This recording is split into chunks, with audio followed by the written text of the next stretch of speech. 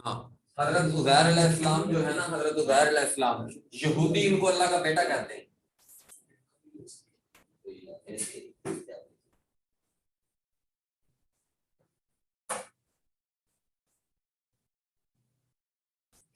और इन्हें 100 साल के लिए,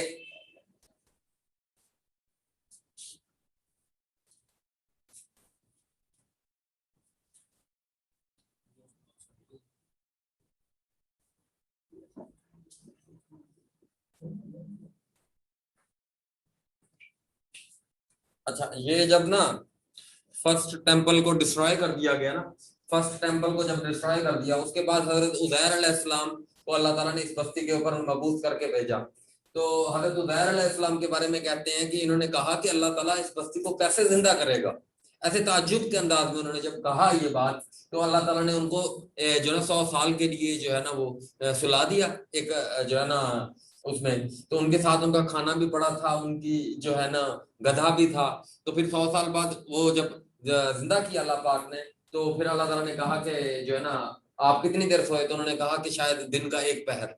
ठीक है जी। तो फिर अल्लाह ताला ने लोगों के लिए इसको निशानी बना दिया। तो लोगों ने जब जो है ना इस चीज को वेरीफाई किया, यकीन आया कि वाकई ये 100 साल बाद, तो यहूदी लोगों ने इनको क्या मान लिया जी, अल्लाह का बेटा मान लिया। ठीक है जी। तो ये 2-3 सवाल थे। इस तरीके के कोई अगर सवाल ऐड होते हुए करेंगे तो इंशाल्लाह हम ऐड कर दिया करेंगे, इस्लामियत की कोई चीज अगर रह गई होगी। बाकी हमने इस्लामियत में हजरत आदम अलैहिस्सलाम को देखा। हजरत आदम अलैहिस्सलाम के बाद हमने जो है हजरत शीस अलैहिस्सलाम को देखा। हजरत शीस अलैहिस्सलाम के बाद जिनके ऊपर सबसे ज्यादा सहीफे उतरे थे, 50 जिनकी तादाद थी। और उसके बाद हजरत शीस अलैहिस्सलाम के बाद हजरत अदरीस अलैहिस्सलाम को देखा। हजरत अदरीस अलैहिस्सलाम नीडल वाले, मैथमेटिक्स वाले, वेट वाले, एस्ट्रोनॉमी वाले और एग्रीकल्चर वाले। ठीक है जी। और जो है ये सारे जो है हजरत अदरीस अलैहिस्सलाम, और हजरत अदरीस अलैहिस्सलाम के बाद हमने देखा हजरत नूह अलैहिस्सलाम, बशर सानी। ठीक है जी, आदम सानी। और जो है नजीबुल्लाह। नजीबुल्लाह किनको कहते हैं जी, नजीबुल्लाह किसको कहते हैं? नजीबुल्लाह हजरत नूह अलैहिस्सलाम को।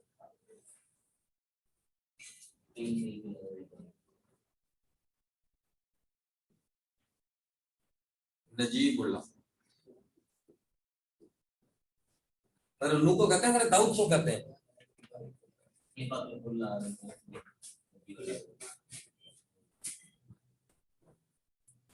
अच्छा, बरल नजीबुल्लाह भी है भाई, अगर नू का है या फिर दाऊद का है।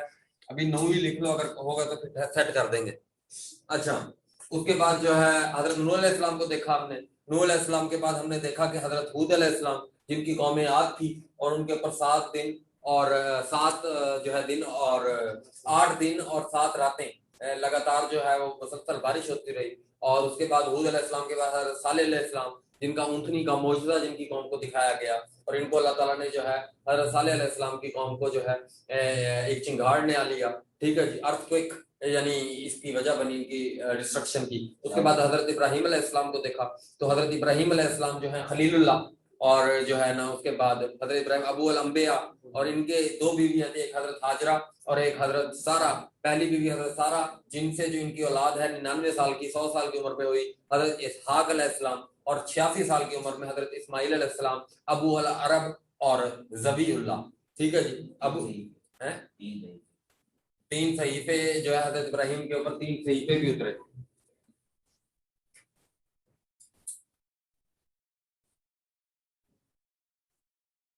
3 सहीफे भी हजरत इब्राहिम अलैहिस्सलाम के ऊपर उतारे गए।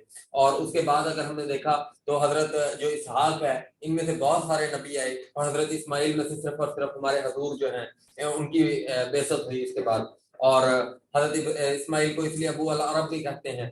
और जो है क्योंकि अरब जो है वो इन्हीं की नस्लों में से फिर बाद में वजूद में है। और हजरत इसहाक का अगर हम देखें तो हजरत इसहाक के बेटे हजरत याकूब, और हजरत याकूब जो है इनका लकब बनी इसराइल था। और बनी इसराइल, इसराइल का मतलब होता है अल्लाह का बंदा। इसराइल का क्या मतलब होता है जी? इसराइल का मतलब होता है अल्लाह का बंदा।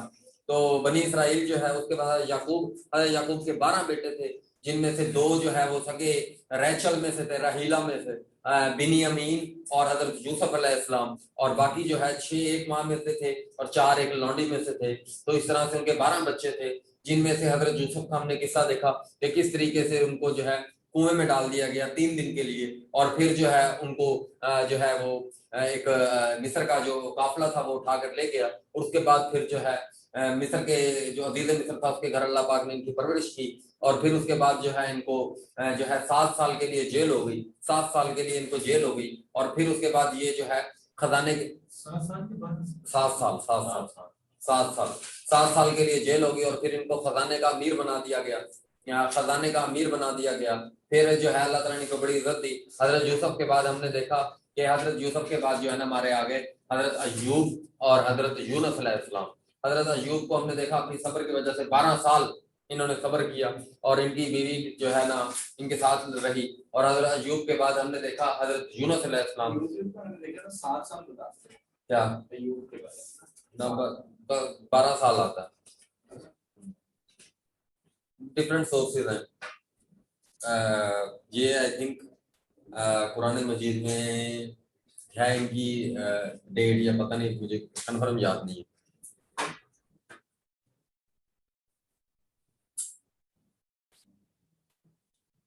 हजरत दाऊद का है यार, ये नजीबुल्लाह हजरत दाऊद का है।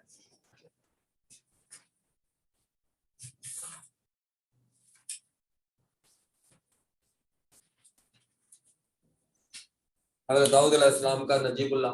और अच्छा जी, उसके बाद हजरत यूनुस अलैहिस्सलाम मछली वाले, हूत वाले। और हजरत यूनुस अलैहिस्सलाम के बाद हमने देखा जो है हजरत शुएब अलैहिस्सलाम। हजरत शुएब अलैहिस्सलाम के बाद हमने देखा हजरत मूसा अलैहिस्सलाम। हजरत मूसा अलैहिस्सलाम के बाद हमने देखा कि किस तरीके से जो है शमून और शमूएल। और शमून और शमूएल के बाद हमने देखा तालूत। तालूत के बाद हमने देखा तालूत और जालूत की लड़ाई हुई। और हजरत दाऊद जो है फिर आगे उन्होंने कत्ल किया जालूत को फाइनली। और जालूत के बाद हमने देखा हजरत सलेमान अलैहिस्सलाम। और हजरत सलमान अलैहिस्सलाम के बाद हमने देखा कि जो है जकरिया अलैहिस्सलाम और हजरत जो है यहया अलैहिस्सलाम और हजरत ईसा अलैहिस्सलाम। तो यहाँ तक हम जो है इस्लामियत का हमने कर लिया। ठीक है जी, इस्लामियत का यानी इस तरीके से इसमें कुछ इंपॉर्टेंट चीजें थी वो हमने सारी देखी। और आज हमारा इस्लामियत का लेक्चर नहीं होगा। और उसके पीछे वजह क्या है? उसके पीछे वजह ये है कि लेकिन आपको इसलिए रिपीट कराया गया कि ये सारी चीजें याद रखना। और ये यहीं पर सिलसिला टूटा है आज। ये इंशाल्लाह जब जुड़े तो आपको ये पक्का हो जैसे मैंने पढ़ाया है। यानी मैंने कम से कम आपको 5-6 घंटे की डिटेल बड़ी स्पीड में जल्दी जल्दी करके आपको जो है 2 घंटे 2.5 घंटे में 3 घंटे में मैंने पहुंचा दी। 2.5 घंटे में मैंने पहुंचा दी आपके पास डिटेल। ठीक है, 11 बजे 8 से 11 3 घंटे में मैंने पहुंचा दी। ठीक है, 3 घंटे में मैंने आप तक डिटेल पूरी की पूरी पहुंचा दी। तो ये अब इसको 5 घंटे 6 घंटे लगाकर आप अपनी एक स्टोरी तैयार कर लोगे। और आपका इस पूरे कससुल अंबिया में यानी हजरत जो है आदम अलैहिस्सलाम से लेकर हजरत जो है हजूर सल्लल्लाहु अलैहि वसल्लम तक जो है कोई एक सवाल भी नहीं रहेगा।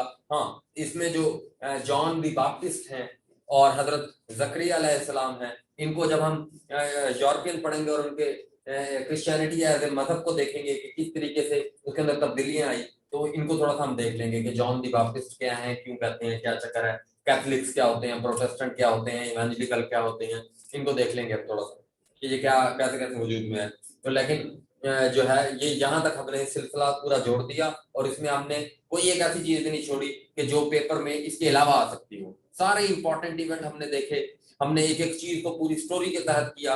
अब अगर फॉर एग्जाम्पल इसके अलावा कुछ आ जाता है तो वो फिर पूरे पंजाब में गलत होगा। कोई अनोखी सी चीज पूछ ले तो वो फिर सबकी गलत होगी, तो हम भी गलत कराएंगे। ठीक है जी, तो अल्लाह ताला खैर करेगा, या हम बल्कि इंटेलिजेंटली करेंगे।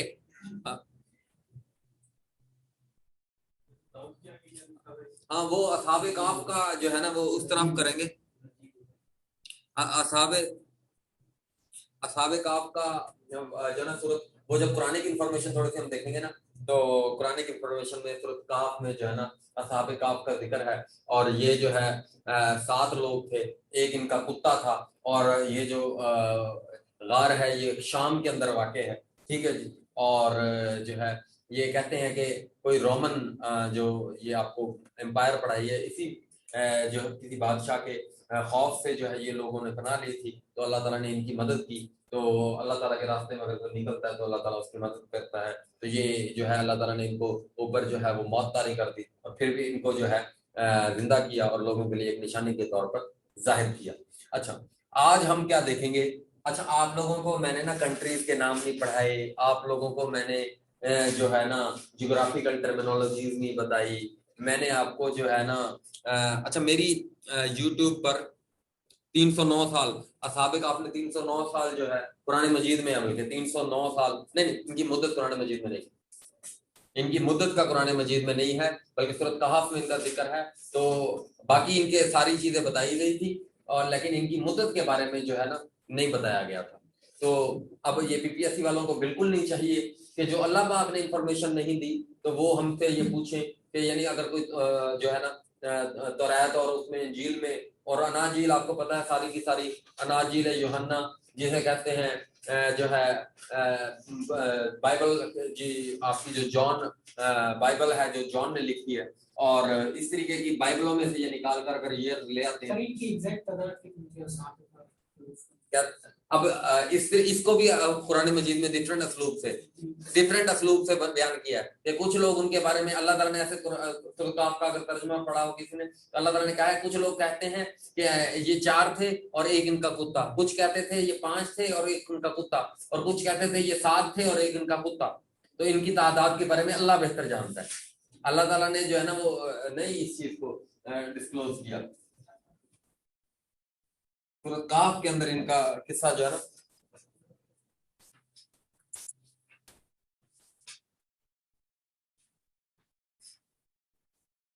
अच्छा अच्छा तो आज हम ना, मैंने आपको ये बता रहा था कि ज्योग्राफिकल टर्मिनोलॉजीज, यार ये बे क्या होता है, ये गल्फ क्या होता है, इश्तमस क्या होता है, ये यार ये कैसे होता है।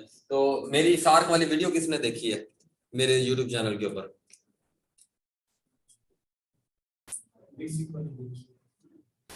सार्क वाली वीडियो किस किसने देखी है मेरी?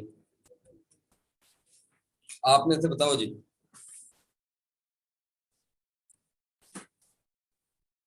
जी तो पुराने और नए में से बताओ। हाँ सर। अच्छा तो मैं अब ना थोड़ा सा स्पीड लगाऊंगा थोड़ी, ठीक है जी। कोशिश करूंगा 4-5 ऑर्गेनाइजेशन आपको पढ़ाऊं और कुछ ज्योग्राफिकल टर्मिनोलॉजीज आपको पढ़ाऊं, और और अगर आप फ्लो फ्लो पढ़ना चाहते हो तो वो सार्क की वीडियो एक ऑर्गेनाइजेशन की वीडियो जो है वो मेरे यूट्यूब चैनल के ऊपर पड़ी है, इसलिए उसकी मैं डिटेल नहीं बताऊंगा, मैं लिंक शेयर कर दूंगा ग्रुप में। सार्क की डिटेल में शेयर नहीं करूंगा, सार्क के सिर्फ मैप ड्रॉ करके आपको दिखा दूंगा, बाकी मैं उसकी चीज। अब कल मैंने एक आपके अंदर कंफ्यूजन छोड़ दी थी, उस कंफ्यूजन को मैं हल्का सा रिमूव कर देता हूँ आज, और वो थोड़ा सा रिपीट भी हो जाएगा। लेकिन मैं पूरी कंफ्यूजन मेरे बस में नहीं है कि वो मैं अभी जो है ना उसको रिजॉल्व कर सकूं। अगर मैं उसे अभी रिजॉल्व करना शुरू करूं तो मेरा ख्याल सुबह 4-5 बज जाएंगे, तो शायद फिर भी ना हो रिजॉल्व। ठीक है, मैं अभी से यानी बोलना शुरू करूं, आपको पूरा कॉन्सेप्ट बताना शुरू करूं, एक चीज आपको बताऊं तो 4-5 बजे तक आपको शायद वो क्लियर हो जाए। अच्छा ये बात थी, ठीक है जी। तो यानी ये असल में जो है ना रोला ये है कि अगर आप चीजों को देखो ना, ये आपका मैं कहूँ इजराइल और फलस्तीन है, ये आपका इजराइल और फलस्तीन है, उसके बाद ये पूरा का पूरा एशिया है, ये पूरा का पूरा एशिया है, और ये पूरा का पूरा अफ्रीका है, ठीक है जी, और यहाँ पर पूरा का पूरा यूरोप है, ठीक है जी। तो अब सारी की सारी आबादी कहां पर है? एशिया में। उसके बाद दूसरे नंबर पर आबादी कहां पर है? अफ्रीका में। लेकिन अफ्रीका में वो रिसोर्सेज मौजूद नहीं है, पैसा नहीं है उनके पास, मिनरल्स वगैरह बहुत हैं, और वो मिनरल्स की जो मेंशन हुई है वो अगर आप देखो तो 17वीं सदी के बाद हुई है। ये जो मिनरल निकालने का जो है 17वीं 18वीं सदी के बाद जाकर इसके बारे में कुछ चीजें आई हैं, वरना 17वीं 18वीं सदी से पहले ये चीजें अब कोई फायदा नहीं। और ये बेचारे काले लोग, बस मारने कटने वाले लोग, इनको कोई इतना नहीं, यानी सारा का सारा इंटेलेक्ट, सारा का सारा पैसा, सारी की सारी डिनासिटीज, सारी की सारी प्रोडक्शन, सारी की सारी हर चीज का गढ़ कौन सा था? एशिया, ठीक है, सारा का सारा एशिया। यानी एशिया से अब क्या होता था, एशिया से, और एशिया से ये यहां से चल के चीज जाती थी, ये इसे कहते हैं, यहां पर थी एक Cape of Good Hope, Cape of Good Hope. और मैंने केप के बारे में क्या बताया है कि ये केप होती है जी पेनिनसुला होती है, लेकिन छोटा होता है। पेनिनसुला को भी 3 साइडों ने पानी ने घेर रखा होता है, केप को भी सेम पानी ने घेर रखा होता है। अगर मैं यहाँ पर थोड़ी सी केप आपको बना के दिखाऊं, ये है केप ऑफ गुड होप, 3 तरफ से पानी ने घेर रखा है, एक तरफ से लैंड से कनेक्ट है। केप ऑफ गुड होप जो कि साउथ अफ्रीका की टिप के ऊपर है, टिप के ऊपर है, साउथ अफ्रीका के एंड के ऊपर क्या है जी, आपकी केप ऑफ गुड होप। अच्छा, अब आपको मैं ये बता रहा हूं कि ये था रूट, और ये रूट जो है, ये रूट था 17,000 किलोमीटर।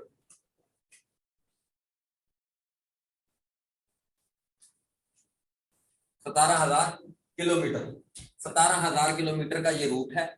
और इसके अंदर जो है आपका जो है ना, देखो कितना दिन लग जाएंगे। और ये बहरी जहाज, ये सारी चीजें, जहाज शहाज बनाना, ये भी पता है आपको कि आपकी 15वीं सदी में आया चीजें। 15वीं सदी में, 15वीं सदी से पहले जहाज भी नहीं थे। यानी 15वीं सदी से पहले ये वाली ट्रेड, यानी 15वीं सदी से पहले ये ट्रेड मुमकिन नहीं है। जहाज कब आए? 15वीं सदी में। 1492 में क्रिस्टोफर कोलंबस ने अमेरिका डिस्कवर किया। यानी जहाज रानी आपकी 1450 में जाकर जहाज थोड़े से बनना शुरू हुए। जब आपका पॉप इनोसेंट जो था, वो जब पॉप इनोसेंट रोमन कैथोलिक जो चर्च थी, हॉली रोमन एम्पायर का जब पॉप बना वो पॉप इनोसेंट, तो उसने जो है ना इजाजत दी क्वीन इजाबेला को और फर्डिनांड, ये जो दो स्पेन के बादशाह थे। मैं भी नहीं ये बातें बता रहा, वैसे मुंह से बात कर रहा हूँ कनेक्ट करने के लिए। यानी स्पेन के जो बादशाह थे, उनको उसने इजाजत दी कि यार ये जहाज शहाज बनाकर चीजों को ढूंढना शुरू करो। यानी उससे पहले फिर जहाज शहाज बनना उसके बाद शुरू हुए। उससे पहले कोई नेविगेशन इतनी अच्छी नहीं थी। यानी उससे पहले ट्रेड का क्या रूट था? ये है 15वीं सदी के बाद का ट्रेड का रूट। ठीक है जी। और यहाँ के ट्रेड का रूट कैसे आता, ये तो रास्ता ही नहीं पता था, रास्ता भी नहीं पता था। अब ट्रेड का रूट क्या था? यानी अगर पहली सिविलाइजेशन में बात करूं तो पहली सिविलाइजेशन आपकी 9000 बीसी में आई है। पहली सिविलाइजेशन मेसोपोटामियन सिविलाइजेशन 9000 बीसी में आई है। और मैं अगर पहली इंपायर की बात करूं तो आपकी असीरियन अंपायर 2600 बीसी में आई है। यानी मैं अगर 3000 बीसी को एक बनाऊं कि लोगों ने सिविलाइजेशन और पूरा एक स्ट्रक्चर्ड वे में रहना शुरू कर दिया था और ट्रेड करना शुरू कर दिया था, तो 3000 बीसी से लेकर ये जो आपकी 1500 एडी तक तकरीबन 4500 साल बनते हैं। इस 4500 साल की हिस्ट्री में, इस 4500 साल की हिस्ट्री में आपका ट्रेड रूट क्या हुआ करता था? आपका ट्रेड रूट हुआ करता था एशिया ही सबसे, उस 4500 सालों में एशिया सेंट्रल पॉइंट था। एशिया ही सेंट्रल पॉइंट रहा है। अलेक्जेंडर द ग्रेट भी इधर ही आया है, और आपका जो है अगस्तियस ऑक्टेवियन भी इधर ही आया है। आपके सारे लोगों ने इधर आकर जो है इस चीज को, रीजन को कंट्रोल करने की कोशिश की है। और अगर मैं बड़े प्रीसाइजली बात करूं, अगर बड़ा प्रीसाइजली बात करूं, तो वो जब पहले रूट नहीं था तो ये आपका इजिप्ट था। और इस इजिप्ट के यहाँ पर चीजें को उतारते थे। चीजों को उतारकर, ये चीज पहले यहाँ पर कोई कनाल वगैरह नहीं थी, चीजों को यहाँ पर उतारकर फिर ले जाते थे फलस्तीन और इजराइल, और फिर यहाँ पर ऊपर करके होता था तुर्की, और तुर्की के साथ आपका इस्तांबुल, और फिर यहाँ पर चीजें आ जाती थी। यानी ये जो रीजन है, ये इसके और इसके दरमियान बड़ा ही एक कलीदी रीजन है ट्रेड की गर्ज से। यानी अगर दुनिया की पूरी की ट्रेड देखो, दुनिया पूरी की ट्रेड देखो, ये वाला अभी रूट में अगर मिटा दूं, ये लो, ये रूट मिटा दिया, क्योंकि ये अब आपको पता चल गया ये कब वजूद में आया है। ये 15वीं सदी के बाद वजूद में आया है। ठीक है जी, 15वीं सदी के बाद वजूद में आया है, इसलिए ये मैं निकाल देता हूं। ये रूट है हमारी 4500 साल तारीख का, ये रूट है। और इस रूट में ये पॉइंट है सेंट्रल पॉइंट, और यही पॉइंट है रिलीजन के एतबार से सेंट्रल पॉइंट। अब कुछ लोग जो हिस्टोरियन हैं वो इसको कहते हैं कि रिलीजन ने भी क्या करना होता है।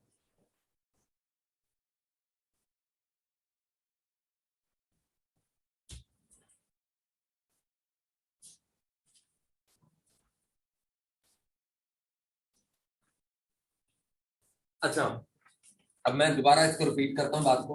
मैंने कहा ये आपका एशिया है, ये एशिया है। मैंने कहा ये अफ्रीका है, और मैंने कहा ये आपका फलस्तीन, और या आप इसको क्या कहते हो जी, शाम, सीरिया। सीरिया और फलस्तीन ये आपका एरिया है। मैंने कहा through out history, through out history, जब तक ये वाला रूट डिस्कवर नहीं हुआ, जब तक ये वाला रूट डिस्कवर नहीं हुआ, उस वक्त तक ये एशिया से पूरी से तिजारत करते हुए ये वाली जो जगह थी ना, ये जगह बहुत ज्यादा इंपॉर्टेंट थी। क्यों?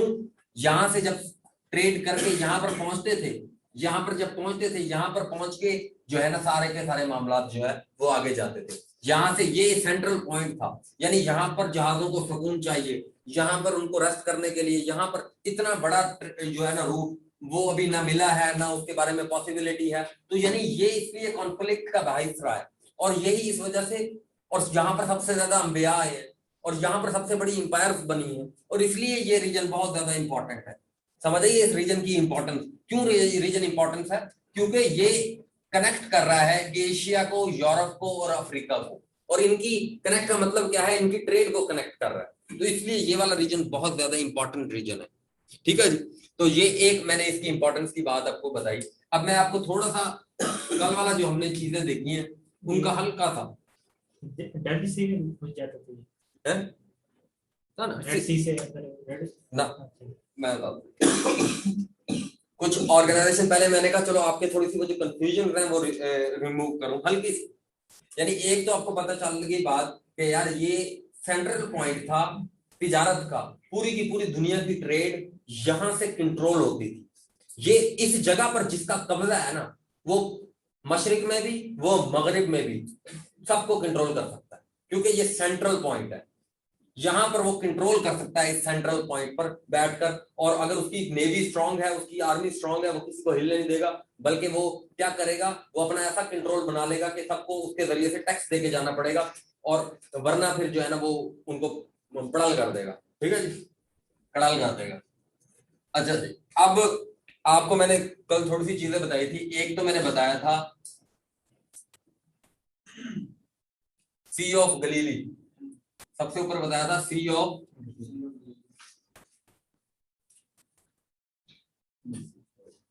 और ये एक लेक है, ये मैंने कल ही बता दिया था। सी ऑफ गलीली के बाद मैंने ये बताया था जॉर्डन रिवर।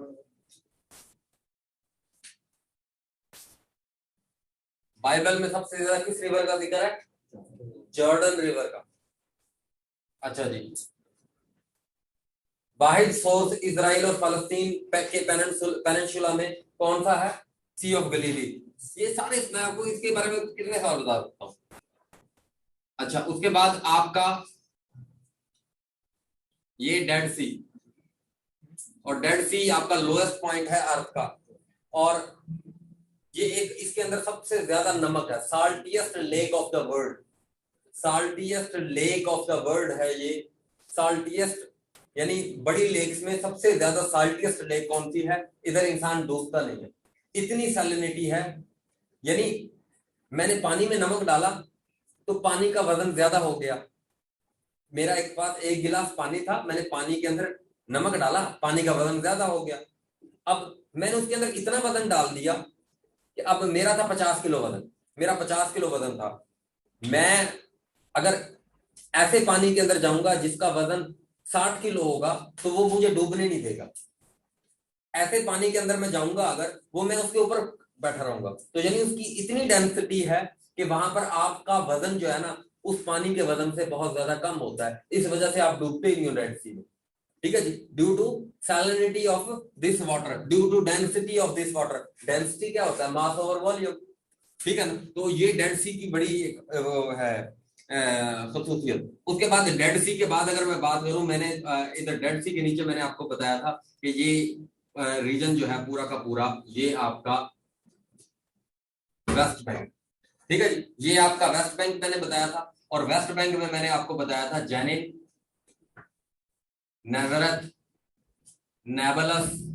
ठीक है जी, जेनिन,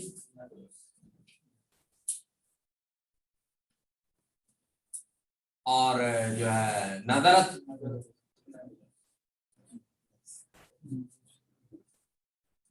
नेबलस, नेबलस के बाद रमल्ला,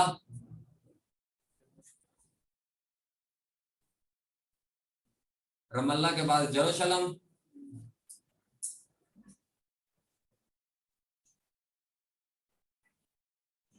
जेरूशलम के बाद बेथलेहम,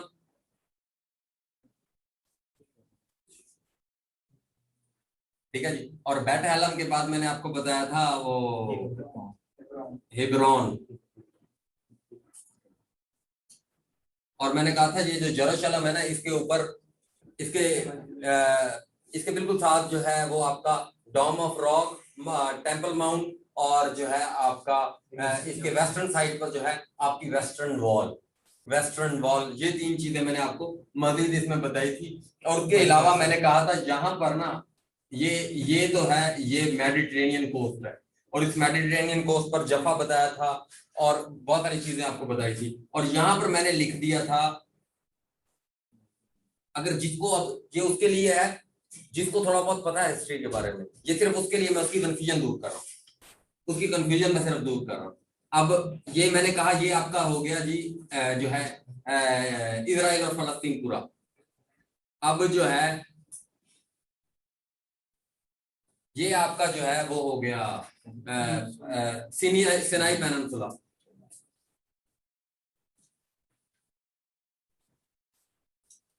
सिनाई पेनिनसुला, और इस सिनाई पेनिनसुला के ऊपर मैंने लिखा था 1982, और इसके नीचे लिखा था 75 कर लेना, 79 लिख दिया था मैंने गलती से। अच्छा, और इसके बाद मैंने ये यहाँ पर एक गाजा स्ट्रिप बनाई थी 2005, ठीक है जी। और मैंने यहाँ पर इस लाइन को 1949 की लाइन दिया था। असल में अब मैं इसके पीछे नहीं जाऊंगा, मैं आपको एक बात बताऊं, असल में क्या हुआ 1914 से लेकर 1918 तक में वर्ल्ड वॉर फर्स्ट हुई, और वर्ल्ड वॉर फर्स्ट के दौरान यूके जो है ना, इंग्लैंड जो है, इंग्लैंड, फ्रांस और अमेरिका, ये तीनों ने मिलकर जंग लड़ी जर्मनी के खिलाफ। जर्मनी और तुर्की, उस वक्त तुर्की था खिलाफत उस्मानिया, और ये खिलाफत उस्मानिया के अंडर था ये एरिया।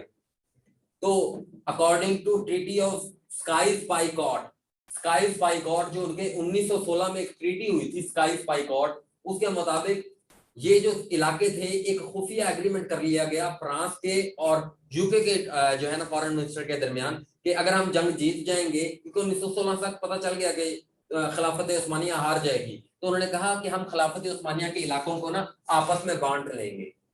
तो ये पूरा का पूरा हिस्सा ना, ये पूरा का पूरा हिस्सा यूके के कंट्रोल में आया। तो यूके के जब कंट्रोल में आया ये पूरा हिस्सा, तो 1917 में यूके ने 2 नवंबर 1917 को बेलफोर्ड डिक्लेरेशन किया, क्योंकि यूके को और यूएसए को उस वक्त पैसे और हथियार देने वाले यहूदी लोग थे। उस वक्त बैंक किसके पास कंट्रोल में थे? बैंक सारे के सारे यहूदियों के कंट्रोल में थे। असल में ये बैंक का जो कल्चर है ये 16वीं सदी में आया है। आपका जो है 1694 में पहला जो है वो आपका ये इंग्लैंड का जो बैंक बना है। वैसे तो आपका पहला बैंक जो है वो बैंक ऑफ नेदरलैंड है। बैंक ऑफ नेदरलैंड ने सबसे पहले बैंकिंग सिस्टम को इंट्रोड्यूस किया है, ठीक है जी। और उनकी ही पहली स्टॉक एक्सचेंज है एम्स्टर्डम स्टॉक एक्सचेंज, क्योंकि और ये सारे के सारे यहूदियों के कंट्रोल में थे। और बस मैं अब इसकी मजीद बैक पे नहीं जाना चाहता, ठीक है जी, बहुत ज्यादा बैक पे चले जाएंगे, फिर वही सुबह वाला काम हो जाएगा, सुबह तक बैठे रहेंगे, ठीक है जी। तो यानी मैं बात को कट शॉर्ट कर रहा हूँ। तो यहूदियों के कंट्रोल में था पूरा बैंक, और उन्होंने पैसा प्रोवाइड किया यूके को और यूएसए को। और अब उनके एहसान चुकाने के लिए उन्होंने यहूदियों से वादा किया कि हम तुम्हें ये जंग जीतने के बाद इस इलाके पर एक स्टेट देंगे, जूइश स्टेट बनाकर देंगे। अच्छा, फिर 1917 के बाद ये माइग्रेशन शुरू हो गई। कोई 4 बंदे, कोई 5 बंदे यहूदी आकर उन्होंने ना इधर हल्की फुल्की जगह लेना शुरू कर दी, फिर 10-15 यहूदी, और करते कराते 1939 तक ये यहूदियों की तादाद 5-1 हजार हो गई। 5-1 हजार यहूदी, जिनको नेबुकदनेस्सर ने 586 बीसी में डायस्पोरा में डाल दिया गया था, और ये पूरी दुनिया में फैल गए थे। उसके बाद टिब्रियस एक क्रिश्चियन हुक्मरान था, उसने सेकंड टेंपल को तबाह कर दिया था। एक क्रिश्चियन जो है वो मोनार्क था, उसने इनको फिर दोबारा बर्बाद कर दिया था, और फिर इनका डायस्पोरा शुरू हो गया था। और उस डायस्पोरा के बाद, डायस्पोरा कहते हैं कि यहूदियों की एक्सोडस कहते हैं कि एक इलाका जो वो क्लेम करते हैं कि हमारा है, उससे उनको निकाल देना। यानी ये वो इलाका कहते थे ये हमारा है, यानी हम 1000 बीसी में हमारा, ये 1000 साल पहले से हमारा है। तो यानी अब तो कहते हैं 3000 साल से पहले हमारा है, तो वो कहते थे ये हमारा है। तो उनको इस इलाके से निकाल दिया गया, और वो रशिया में, पोलैंड में, पूरे यूरोप के इलाकों में, अमेरिका के अंदर बहुत सारी जगहों में जो है वो फैलना शुरू हो गए, वो बहुत सारे जगहों में फैलना शुरू हो गए। तो अब 1917 में ऐसा ऐसा 5,000 यहूदी जमा हो गए 1939 तक। 1939 से लेकर 1 सितंबर 1939 से लेकर 2 सितंबर 1945 तक सेकेंड वर्ल्ड वॉर रही। अब इस वर्ल्ड वॉर के दरमियान दोबारा यहूदियों ने पैसा दिया, दोबारा यहूदियों ने रिसोर्सेज दिए, क्योंकि अमेरिका का जो बैंक है जो 17वीं सदी में बना है वो भी किसने, वो भी यहूदियों के कंट्रोल में है, बैंक ऑफ अमेरिका, तो वो भी यहूदियों के कंट्रोल में, और उन्होंने सारे रिसोर्सेज प्रोवाइड किए हैं सेकेंड वर्ल्ड वॉर के। तो अब यहूदियों ने कहा कि भाई, उन्होंने मजीद प्रेशर डाला, और फिर दूसरे नंबर पर इनका क्या हुआ, इनके साथ जो हिटलर ने किया, जर्मनी ने इनके साथ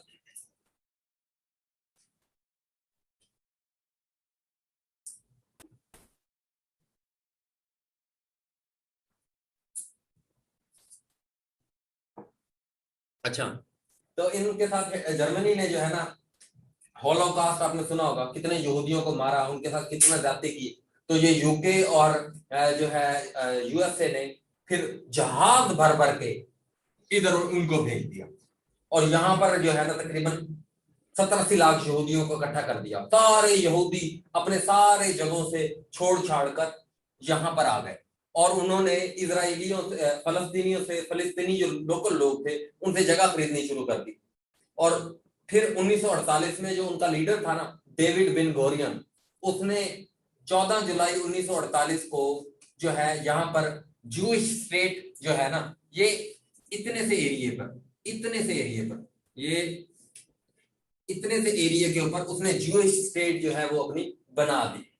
तो अच्छा जी, अब जब अरब लोगों ने देखा ये भी अरब लोग हैं जो यहाँ पे रहते हैं, और साथ जॉर्डन है, जॉर्डन भी अरब है जिसका कैपिटल अमान है, नीचे सिनाई पेनिनसुला है जो इजिप्ट के कंट्रोल में है था उस वक्त। तो वैसे तो इजिप्ट उस वक्त यूके के कंट्रोल में था, लेकिन यानी इजिप्ट भी जो है वो उसकी अपनी एक पावर तो थी ना, लोकल लोग तो थे, वैसे भी उसका जो है इन्फ्लुएंस था, पूरी तरीके से कंट्रोल पे नहीं था। तो इजिप्ट भी बैठा है, फिर सऊदी अरेबिया, पूरा सऊदी अरेबिया है, फिर जी आपके बहुत सारे सीरिया है, फिर आपका इराक है। तो इस तरीके के ये सारे के सारे इलाके मुसलमान इलाके हैं, उनके दरमियान ये यहाँ पर आकर एक यहूदी जो है ना उन्होंने अपनी स्टेट का डिक्लेयर कर दिया। तो 1948 में जब ये किया इन्होंने, तो इनके खिलाफ सारे के सारे अरब नेशन ने मिलकर इनके ऊपर हमला कर दिया। अच्छा जी, पहले तो जो है वो यहूदी सारे के सारे उन्होंने रिट्रीट किया, पीछे हुए, लेकिन जब उन्हें अमेरिका ने सपोर्ट किया, यूके ने सपोर्ट किया, क्योंकि अमेरिका भी और यूएस यूके भी आज भी इस जगह की इंपॉर्टेंस को जानते हैं, तो वो इस जगह को आज भी वही इंपॉर्टेंस है, क्योंकि सुएज कनाल बन गई है। ठीक है जी, आपका ये वाला रास्ता 17,000 किलोमीटर का है, और आपका ये रास्ता 8,000 किलोमीटर का है। ठीक है, ये 8,000 किलोमीटर का है और ये 17,000 किलोमीटर का रास्ता है। तो ये 8,000 रुपये सिर्फ आपको पड़ जाता है, फ्यूल आपका, सारा हर चीजें, आपका टाइम जल्दी पहुंच जाता है, बहुत सारे मामला हैं। तो अब जी क्या हुआ कि 1948 में जंग हुई, और अमेरिका और यूएसए के असले के जोर पर बाकी चीजों जो इजराइल की एक सुपरियरिटी थी, पैसा उनके पास था, उन्होंने हथियार का, उन्होंने भाईजान ये जो है ना काफी सारा इलाका जो है ना कब्जे में ले लिया। अब 1949 में यूनाइटेड नेशन अंदर पड़ा, और उसने यहाँ पर ना एक सीज फायर लाइन बना दी, कि ये सीज फायर लाइन है 1949 की बनी, ये सीज फायर लाइन थी कि भाई यहाँ से यहाँ तक जो है ना ये इजराइल का इलाका है, और बाकी जो है ना पूरा फलस्तीन है। तकरीबन 23% जो है इजराइल को दे दिया गया, 23%, बाकी जो है 77% जो है ना वो फलस्तीन को दे दिया गया। अब 1967 में यौम कपूर के नाम से उसे जाना जाता है कि 6 डे वॉर हुई दोबारा, यानी इजिप्ट में अनवर सादात, जमाल अब्दुल नासिर इजिप्ट में, तो जो है ना उसने पैन इस्लामिज्म का झंडा उठाया हुआ था, एक लीडर था बहुत, पूरी दुनिया के मुसलमानों को इकट्ठा करने का, ये जो है ना उसका वो जो है ना जमाल अब्दुल नासिर ने जो है ना एक अपनी बड़ी सिस्टम चलाया हुआ था, उसने उसकी क़यादत में मिलकर सारे अरब नेशन ने जो है ना इजराइल के ऊपर दोबारा अटैक किया। लेकिन इजराइल ने भाईजान 6 दिन के अंदर इस पूरे इलाके के ऊपर कब्जा कर लिया, ये गाजा स्ट्रिप के ऊपर भी कब्जा कर लिया, सिनाई पेनिनसुला के ऊपर भी पूरा कब्जा कर लिया, ये पूरे के पूरे इलाके के ऊपर इजिप्ट का इसराइल का कब्जा हो गया, सिनाई पेनिनसुला समेत। तो फिर अब जी 1970 में अनवर जो गमाल अब्दुल नासिर था उसे हार्ट अटैक हुआ, वो मर गया। ठीक है जी। जब वो मर गया फिर उसके बाद आ गया अनवर सादात। अनवर सादात ने 1978 में, 1975 में जो है ना, पहले उससे पहले अनवर सादात ने अमेरिका वगैरह के साथ बादशाह निगोशिएशन की। तो ये वाला जो हिस्सा था ना, इजराइल ने छोड़ दिया। इजराइल ने ये वाला हिस्सा इजिप्ट का छोड़ दिया, यहाँ से भी अपनी फौज पीछे बुला ली। फिर उसके बाद जो है 1979 में एक जो है ना डेविड कैंप एग्रीमेंट हुआ। ठीक है जी, अनवर सादात के दरमियान और ये जो इजरायली प्राइम मिनिस्टर था उसके दरमियान। ठीक है जी, एक क्या हुआ जी, डेविड कैंप एग्रीमेंट हुआ अमेरिका के अंदर। तो ये जो पूरा सिनाई पेनिनसुला है, ये पूरा का पूरा 1982 में जो है वो किसको दे दिया गया, इजिप्ट को वापस दे दिया गया, क्योंकि इजिप्ट का हिस्सा था। फिर उसके बाद जो है एक ओस्लो अकॉर्ड हुआ 1993 में। एक ना ऑर्गेनाइजेशन थी जो कि 1969 में बनी थी, पीएलओ। वो पीएलओ क्लेम करती थी पैलेस्टीनियन लिबरल ऑर्गेनाइजेशन, जो कायरो में बनी थी 1969 में, जिसके जो है लीडर थे यासिर अराफात, बहुत मशहूर लीडर रहे हैं। तो उन्होंने, यासिर अराफात ने जो है वो यहाँ पर जो है ना अपनी एक स्टेट बनाने के लिए बहुत एक कैंपेन चलाई। और फिर जो है ना इवेंचुअली एक मैड्रिड कॉन्फ्रेंस हुई 1992 में। 1992 में एक मैड्रिड कॉन्फ्रेंस हुई, जिसके नतीजे में जो है, असल में वो मैड्रिड कॉन्फ्रेंस मुसलमानों को, पूरी दुनिया के मुसलमानों को दिखाने के लिए थी, क्योंकि 1492 वो साल था जब यूरोप से मुसलमानों को पाक कर दिया गया था। क्योंकि हमारी हुकूमत थी 711 में, हमारी मुसलमानों की हुकूमत थी 711 से लेकर 1492 तक स्पेन के अंदर। तो स्पेन की जो मलका थी, मलका इजाबेला और किंग फर्डिनांड, मलका इजाबेला और किंग फर्डिनांड ने स्पेन से निकाल दिया था मुसलमानों को। और फाइनली 1492 में इधर कोई मुसलमान नहीं रहने दिया था, उनका पूरा का पूरा उनका सफाया कर दिया था। ठीक है जी, पूरा का पूरा सफाया तो बाद में हुआ, लेकिन 1492 वो ईयर था। उसी की याद में पूरे 500 साल बाद 1992 में फिर जो है जिनीवा के अंदर जो है ना, एक मैड्रिड के अंदर, स्पेन के अंदर दोबारा उसको, हमारी याद को ताजा करने के लिए कॉन्फ्रेंस हुई। और हमने वहां पर 1992 में मैड्रिड में यासिर अराफात ने, यानी मैं कह रहा हूँ यासिर अराफात ने जो है इजराइल को एज ए स्टेट मान लिया, इजराइल को एज ए स्टेट मान लिया। और फिर एक ओस्लो अकॉर्ड हुआ नॉर्वे में जाकर, और जिसके मुताबिक ये जो वेस्ट बैंक के इलाके थे, इनको 3 ABC इलाकों में डिवाइड किया गया। और इसमें से 2 इलाके जो है ना, वो उसमें आर्मी शार्मी नहीं बना सकते, कुछ नहीं कर सकते, सिर्फ और सिर्फ ये है कि 2 इलाके जो है ना पीएलओ को दे दिए गए, और फलस्तीन को भी एक स्टेट के तौर पर मान लिया इजराइल ने। और फाइनली फिर 2005 में जो है ना, ये वाला जो अब ये पूरा का पूरा एरिया, ये अगर मैं पूरी डिस्क्राइब करूं, ये यहां तक ये था, लेकिन ये भी कैप्चर कर लिया था पूरा का पूरा। फिर थोड़ा सा एरिया इसका वापस कर दिया 2005 में, जहां पर आज ये जो है हमास की हुकूमत है, जिसको 1987 में अहमद यासीन ने कायम किया था। और 2005 में जो है अहमद पी क्योर की हुकूमत बनी थी यहाँ पर। और 2006 से अब तक यहाँ पर इस्माइल हानिया की हुकूमत है। और यहाँ पर वेस्ट बैंक में जो है ना एक जो है शेख जराह इलाका है, जहां पर अभी ये एक रीसेंट कॉन्फ्लिक्ट भी हुआ है। और उसके अलावा यहाँ पर आपको पता है रिसेंटली जो है हमास ने भी बहुत अच्छा रिटेलिएट किया है। तो अभी भी इस्माइल हानिया जो है वो इसको लीड कर रहे हैं। ठीक है जी, तो ये है थोड़े से डेट्स, और ये सारा बड़ा ही कट शॉर्ट किया मैंने इसको।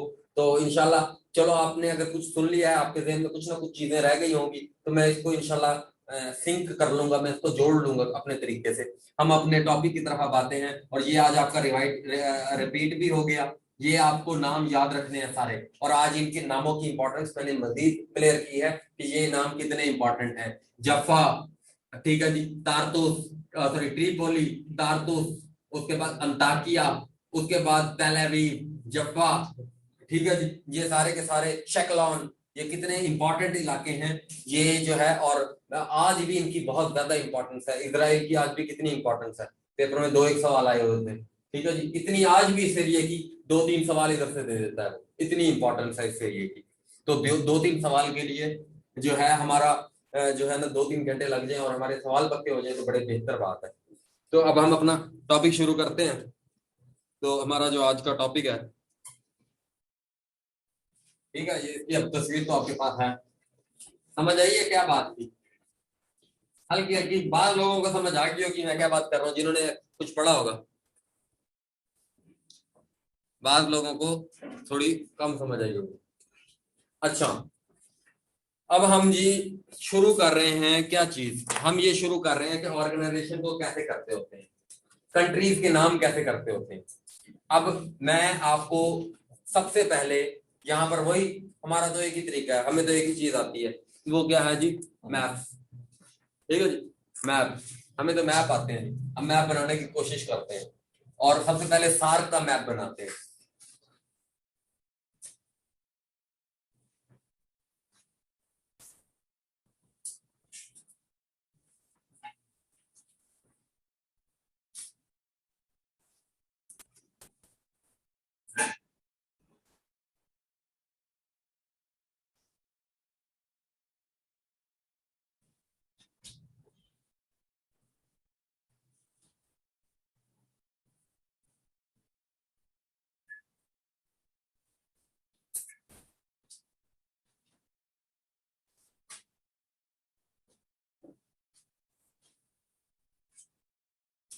ये जी हमारा पाकिस्तान है।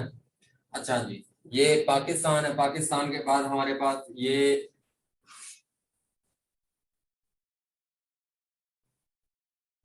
ईरान है।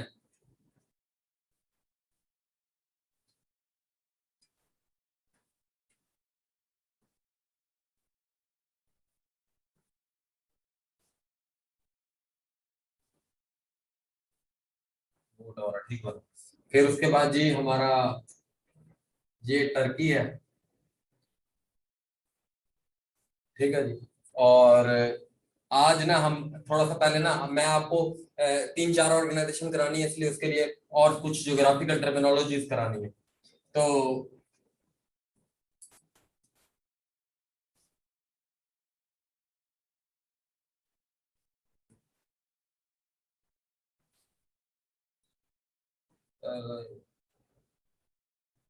ठीक है जी, ये आपका वो हो गया, बैक्टीरिया हो गया।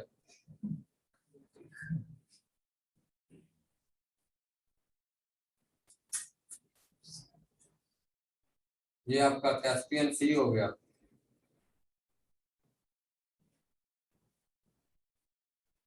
ठीक है जी, ये आपका कैस्पियन सी हो गया।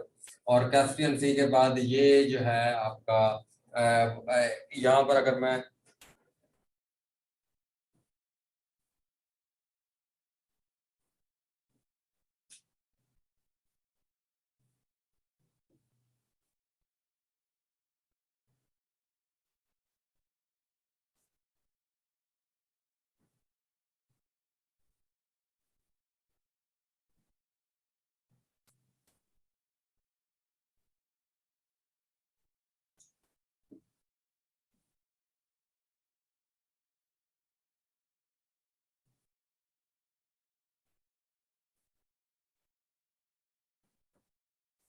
ये आपका बांग्लादेश हो गया, बांग्लादेश। और फिर ये आपका म्यांमार हो गया।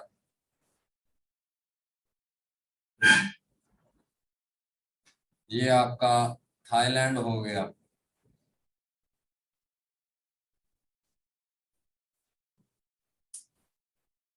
ये आपका मलेशिया हो गया।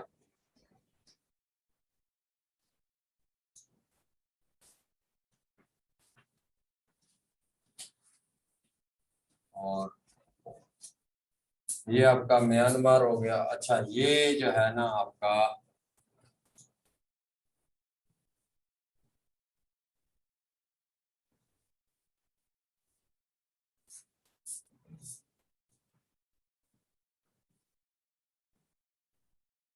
ठीक है जी, ये आपका लिखते हैं अभी। उसके बाद ये म्यांमार हो गया, लिखते हैं अभी बोल के। अच्छा, उसके बाद ये हम ऐसे करते होते थे, ऐसे करते होते थे, ऐसे करते होते, ऐसे करते थे। और फिर हाँ, फिर ये ऐसे करते थे हम, फिर ऐसे करते थे, ऐसे करते थे, ऐसे करते थे। अच्छा, फिर जी हम ऐसे करके ऐसे कर देते थे। अच्छा, ये फिर हम इधर से लेके ऐसे करके, ऐसे करके ऐसे करते थे, ऐसे कर देते थे। और फिर हम जो है ये यहां से फिर हम ऐसे करके ऐसे कर लेते हैं।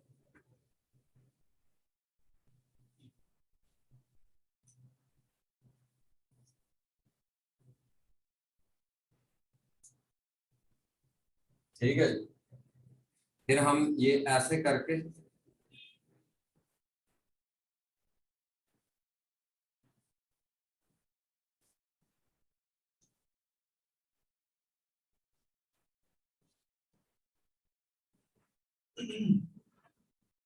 ऐसे कर लेते हैं। ठीक है जी, हमारी मर्जी, हम ऐसे कर लेते हैं।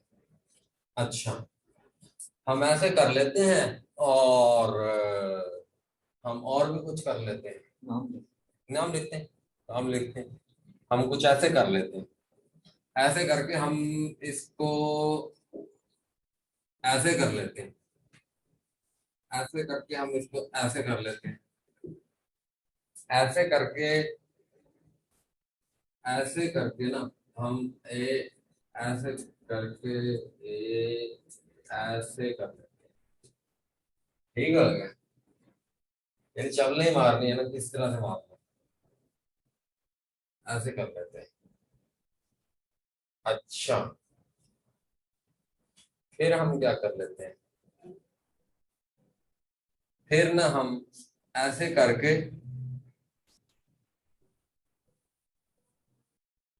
ऐसे कर लेते हैं।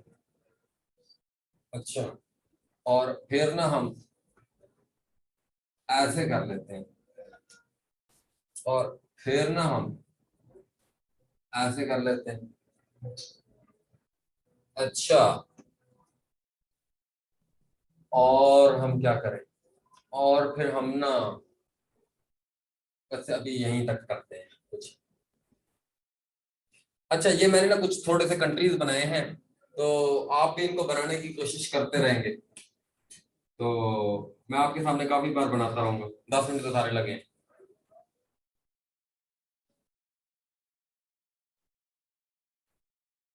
ठीक है जी।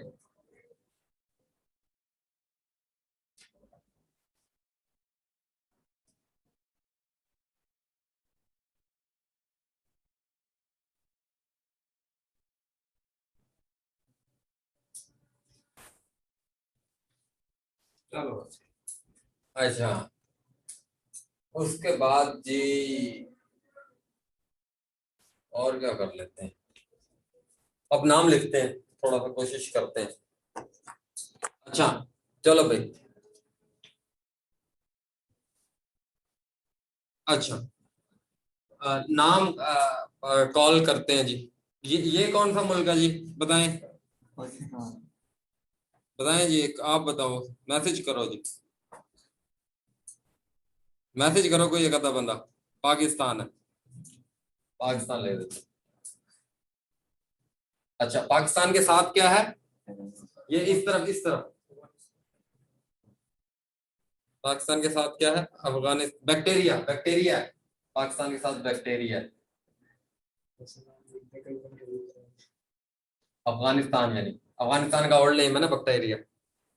अच्छा, इसके अफगानिस्तान के पाकिस्तान के इधर क्या है गोल्ड मेडल लाइन के साथ, ईरान। पाकिस्तान के इधर ईरान है।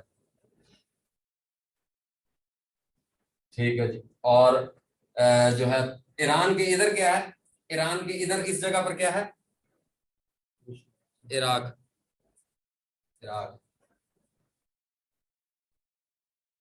अच्छा, इराक के इधर क्या है, शाम।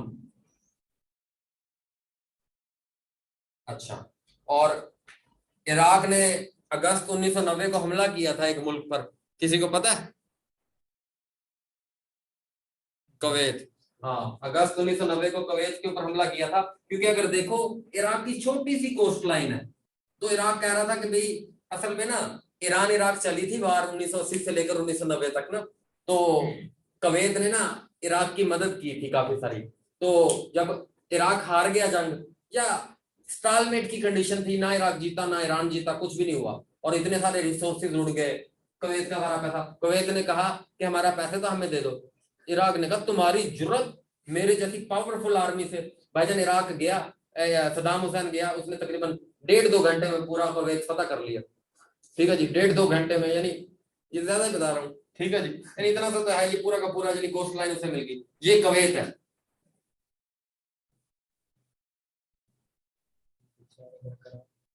कुवैत, ठीक है जी, कुवैत।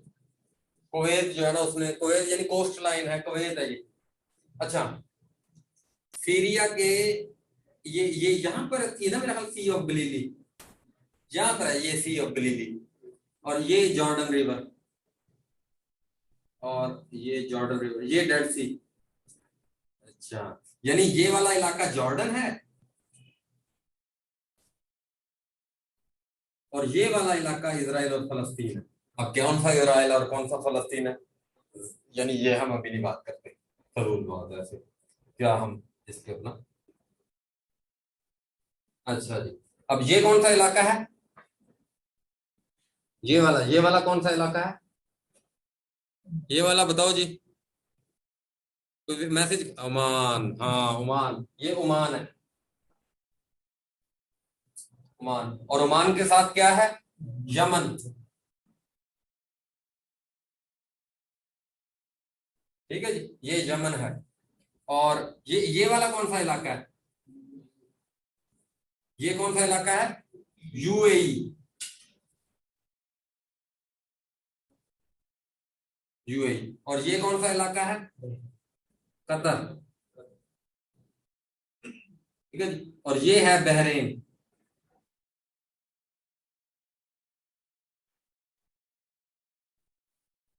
अच्छा, ठीक हो गया। ये कौन सा इलाका है, इजिप्ट,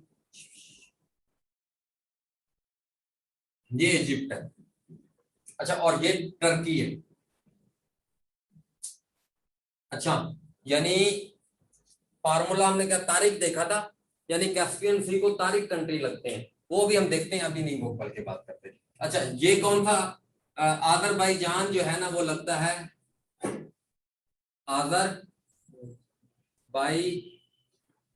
आजरबाईजान कैस्पियन सी को लगता है, यानी ये कैस्पियन सी,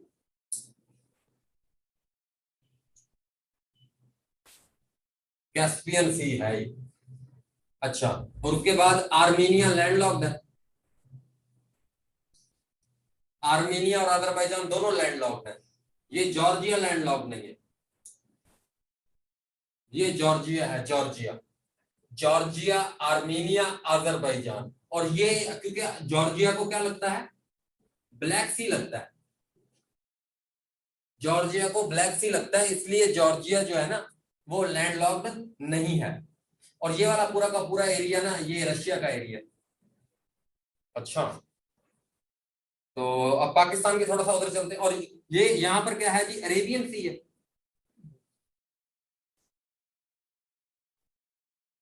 अरेबियन सी है। और ये इस पानी को क्या कहते हैं, क्योंकि इसके ऊपर ईरान है, और ईरान का ओल्ड नेम क्या था जी, पर्शिया। ईरान को ओल्ड नेम ईरान का क्या है, पर्शिया, इसलिए इस जगह को क्या कहते हैं, पर्शियन गल्फ।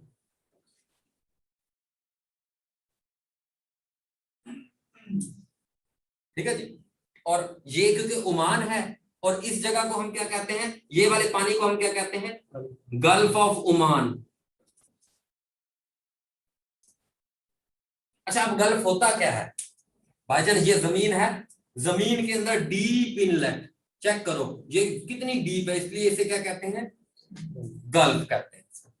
अच्छा, अच्छा, ये ट्राइंगुलर शेप है, यहां पर इंडियन ओशन है,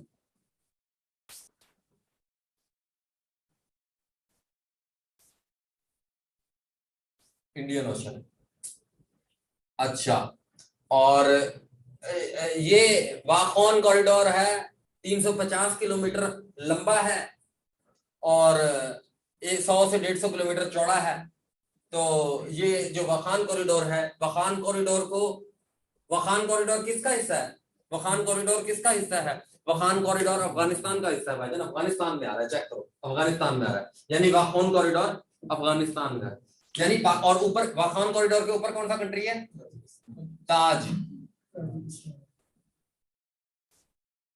और यानी पाकिस्तान को सेपरेट करता है ताजिकिस्तान, पाकिस्तान को सेपरेट करता है, पाकिस्तान को ताजिकिस्तान से सेपरेट करता है वाखान कॉरिडोर, पाकिस्तान को ताजिकिस्तान से सेपरेट करता है वाखान कॉरिडोर, पाकिस्तान को ताजिकिस्तान से सेपरेट करता है वाखान कॉरिडोर, जो कि अफगानिस्तान का हिस्सा है। अच्छा, और ताजिकिस्तान के साथ जो है ये कंट्री है, इसको कहते हैं, मैं लिख रहा हूं, उज्बेकिस्तान। अच्छा, ये उज्बेकिस्तान ना डबल लैंडलॉक्ड कंट्री है। अभी लिख लो, मैं बताता हूं क्या होता है, ये क्यों होता है। अच्छा, और ये आपका कंट्री है तुर्कमेनिस्तान।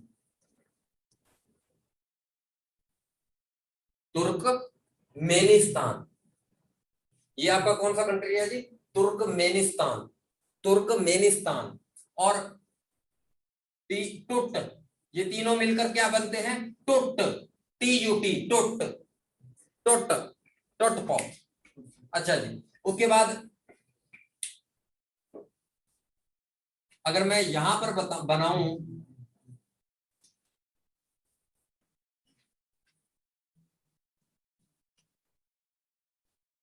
ये आपका जो है ना, ये बनता है Kyrgyzstan, Kyrgyzstan, Kyrgyzstan, Kyrgyzstan, Kyrgyzstan, Kyrgyzstan कहते हैं जी इसको, किर्गिस्तान, किर्गिस्तान।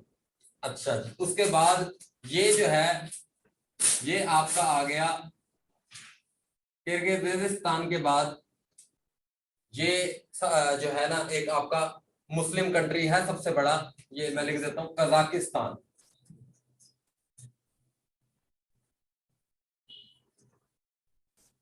अच्छा, और कजाकिस्तान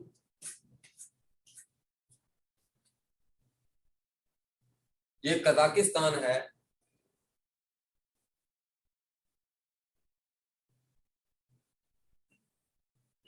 अच्छा जी, कजाकिस्तान है।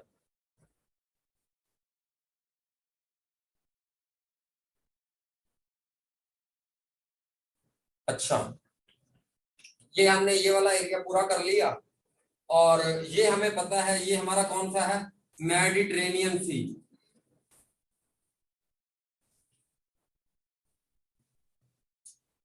ये हमारा कौन सा है? मेडिटेरेनियन सी, मेडिटेरेनियन सी है ये। बहरे वो क्या कहते हैं? ओकेनूस, ओकेनूस तो अटलांटिक ओशन को नहीं कहते, अटलांटिक ओशन को कहते हैं। इसको क्या कहते हैं उर्दू में? ना, बहरुल काहिल तो पैसिफिक ओशन को कहते हैं, बहरुल अहमर तो रेड सी को कहते हैं। बहरा रूम, बहिरा रूम, बहिरा रूम, ठीक है जी। अच्छा, मेडिटेरेनियन सी, मेडिटेरेनियन सी। और अच्छा, इसके इजिप्ट के, थोड़ा सा हमने इजिप्ट ऊपर कर दिया। अच्छा, ये मैंने ना इजिप्ट का लगाया हुआ है चक्कर, कि ना इजिप्ट जो है ना वो तुर्की पे खत्म हो जाता है, इजिप्ट तुर्की पे खत्म हो जाता है, क्योंकि ये ना, ये पॉइंट मैंने बड़ा ढूंढ के चुना हुआ है। क्योंकि ना जब आप मैप बनाओगे ना पूरी दुनिया का, जब हम बनाएंगे कभी इंशाल्लाह, हमारे इस सेशन में जब बनेगा, हम पूरा मैप बनाएंगे, तो एक पॉइंट आएगा कि जिस पॉइंट पे ना मोरक्को और ऊपर स्पेन, आइबेरियन पेनिनसुला, तो फिर इसलिए ये वाले पॉइंट्स आपको बड़े, क्योंकि इधर इजिप्ट है, इधर लीबिया है, इधर ट्यूनिस है, और इधर अल्जीरिया है, और उधर मोरक्को है। तो ये आपको बड़ा रिदमिक वे में लेकर चलना है ऊपर यूरोप के साथ, यूरोप को ऊपर देख के रखना है। अच्छा, अभी तो हम नहीं इतना कंफ्यूज होते, अभी तो हम सिर्फ और सिर्फ ये यहीं पर एक अपनी बात कर रहे हैं। उसके बाद ये आपका जो है ना सूडान है, ठीक है जी। और ये सूडान के बाद ये आपका एरिट्रिया है, सूडान थोड़ा बड़ा बना दो, ये सूडान है, ये एरिट्रिया है, एरिट्रिया के बाद ये डिजिबुटी है, डिजिबुटी के बाद ये जो है ना, ये मैं ऐसे इसको ना अभी, ये सोमालिया है,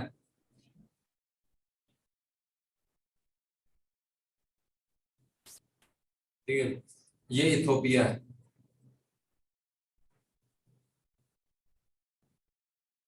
ये इथोपिया है, ये सोमालिया है। अच्छा असल में ना मैंने ना ये यहाँ पर, चलो मैंने अफ्रीका को उधर रख दिया। अच्छा ये जो है ना ये रेड सी है, रेड सी। अच्छा यार ये क्या नाम है इसका, ये देखो डीप इनलेट वाटर, ये क्या होगा फिर, ये डीप इनलेट जो है, ये डीप इनलेट, इसको क्या कहते हैं, गल्फ कहते हैं। तो इस गल्फ का नाम गल्फ ऑफ आकाबा है, गल्फ ऑफ आकाबा।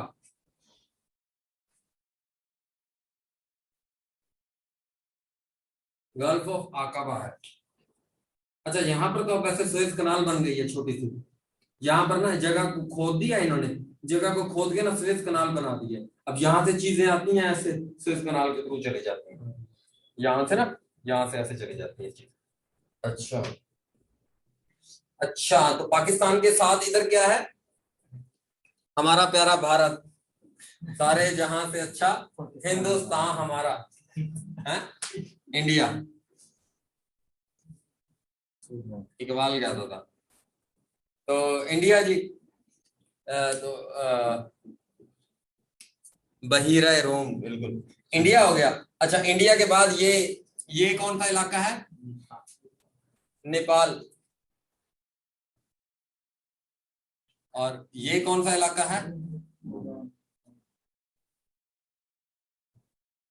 भूटान है। अच्छा और ये कौन सा इलाका है,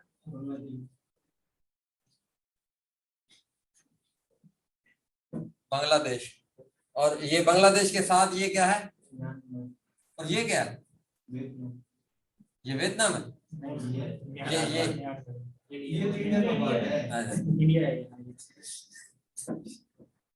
म्यांमार। अच्छा जी, और म्यांमार के बाद ये आपका हो गया थाईलैंड, थाईलैंड।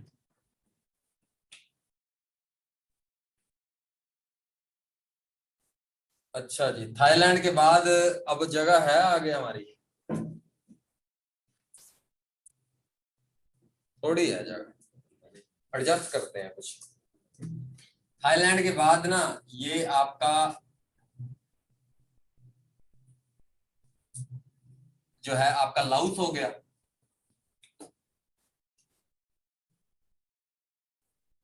लाउस। और लाउस के बाद, लाउस के नीचे ये कंबोडिया हो गया,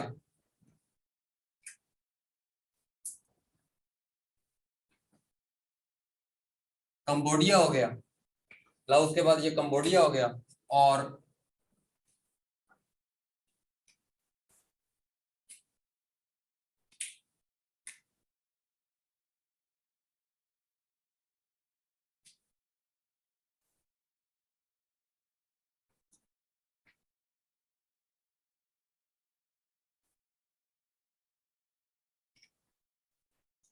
ये यहां तक थाईलैंड है, ये मलेशिया, मलेशिया। और मलेशिया के बिल्कुल ये इस जगह पर सिंगापुर,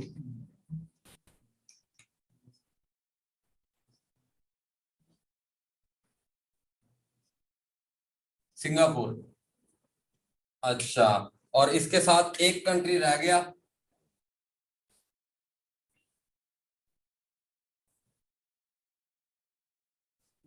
चाइना से आता है? चाइना से भी हाँ ये वियतनाम का चाइना से लगा दिया, ये बराबर, वियतनाम।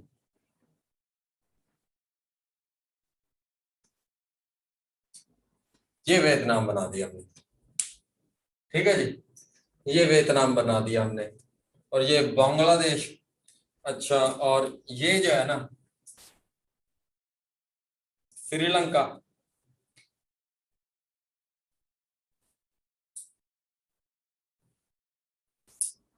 अच्छा, और ये जो है, अब ये जगह कम होने की वजह से इधर बना रहा हूं, है नीचे थोड़ा, cluster of island Maldives,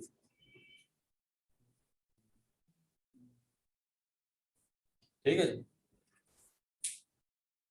Maldives. अच्छा, कोई कंट्री का नाम रहा है? अच्छा, ये सारा का सारा बाकी जो रहता है इसको क्या कहते हैं? सऊदी अरेबिया, सऊदी अरेबिया करते हैं। अच्छा, अब ये आपका जो है ना, ये मंगोलिया,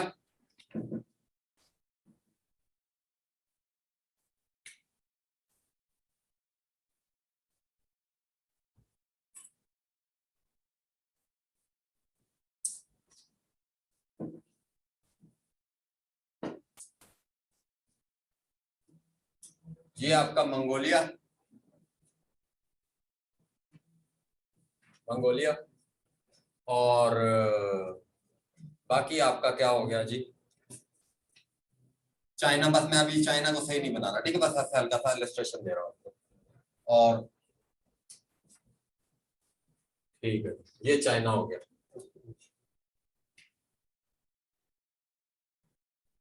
चाइना, और ऊपर ये रशिया हो चाइना और ताजिकिस्तान में ये क्या बन गए गया, है? दो डब्बे एक्स्ट्रा नहीं आ गए ताजिकिस्तान में? कैसे चाइना के दरमियान ये ले ये डब्बे खत्म कर, चले जाते हैं। ये ले, ये डब्बे खत्म हो गए। पाकिस्तान को शामिल कर दे छोटा, हाँ, पाकिस्तान भी शामिल करते हैं। वो जीबी है, गिल बल्तिस्तान हैं? ये रहा तो गिलगित। हमारा है। तो पाकिस्तान भी वैसे ये चाइना का ही है तकरीबन। ये भी है, ये आपका ही है भाई, ये आपका है, आपका अपना मुल्क। अच्छा, अच्छा, ये सिंगापुर है, और ये जो है ना सुमात्रा आइलैंड, इंडोनेशिया। इंडोनेशिया के मैं 3 आइलैंड बनाना चाहता था, लेकिन अब जगह नहीं है तो एक ही बनाते हैं अभी, इंडोनेशिया, ठीक है। तो एक और मुझे मैं बना लेता हूं इधर, बोर्नियो आइलैंड, ठीक है जी, बोर्नियो आइलैंड है, और ये बोर्नियो आइलैंड दुनिया का वाहिद आइलैंड है। इस बोर्नियो आइलैंड के ऊपर 1% जो हिस्सा है वो बोर्नियो के पास, बोर्नियो आइलैंड ब्रुनाई का है। ये ब्रुनाई एक कंट्री है, ब्रुनाई, और बाकी 73% हिस्सा इंडोनेशिया के पास है, और 26% हिस्सा जो है वो मलेशिया के पास है, इस ब्रुनाई आइलैंड का, बोर्नियो आइलैंड का, बोर्नियो आइलैंड, ठीक है जी। ये सुमात्रा आइलैंड है, सुमात्रा।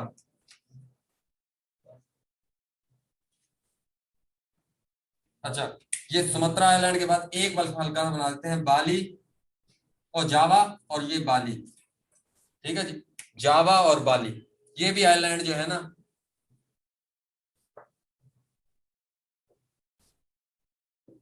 जावा और बाली, ये भी आइलैंड इंडोनेशिया के हैं।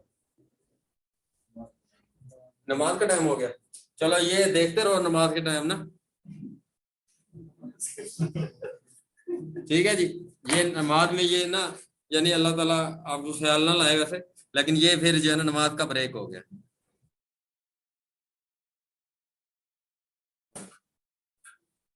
पाकिस्तान का दारुल हुकूमत इस्लामाबाद,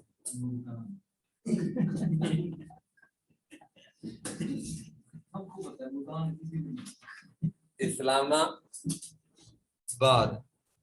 पाकिस्तान का दारुल हुकूमत इस्लामाबाद। उसके बाद इंडिया का न्यू दिल्ली,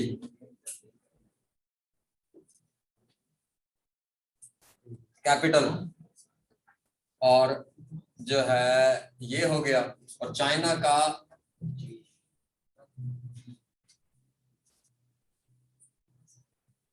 अच्छा, पाकिस्तान का देखते हैं हमारे ग्रुप में कितने अच्छी ज़हीन लोग हैं। पाकिस्तान का जवाब देना है जी। पाकिस्तान का कैपिटल किस सूबे में आता है? वजीरिस्तान, पंजाब। हाँ जी, नहीं तो 4 सूबे है ना, किसी में तो आता होगा। सर कौन सी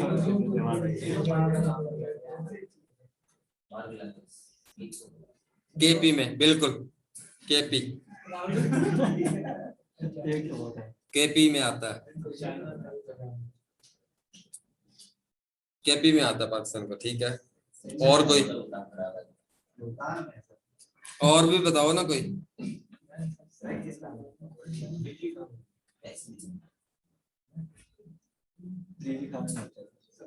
नहीं, ऊपर भाईजान केपी में आता है, चेंज करो, केपी में आता है। अलहदा से डिस्ट्रिक्ट है, इस्लामाबाद अलहदा से डिस्ट्रिक्ट है। अच्छा, केपी का हिस्सा है।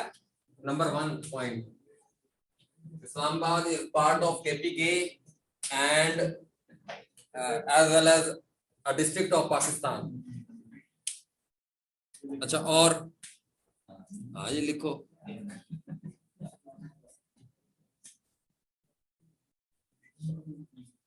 और किस सुबह कोई सुबह सही बताओ यार, केपी के सही नहीं बताया, केपी के सही नहीं बताया। सुबह सही बताओ, सुबह कोई सही बताए।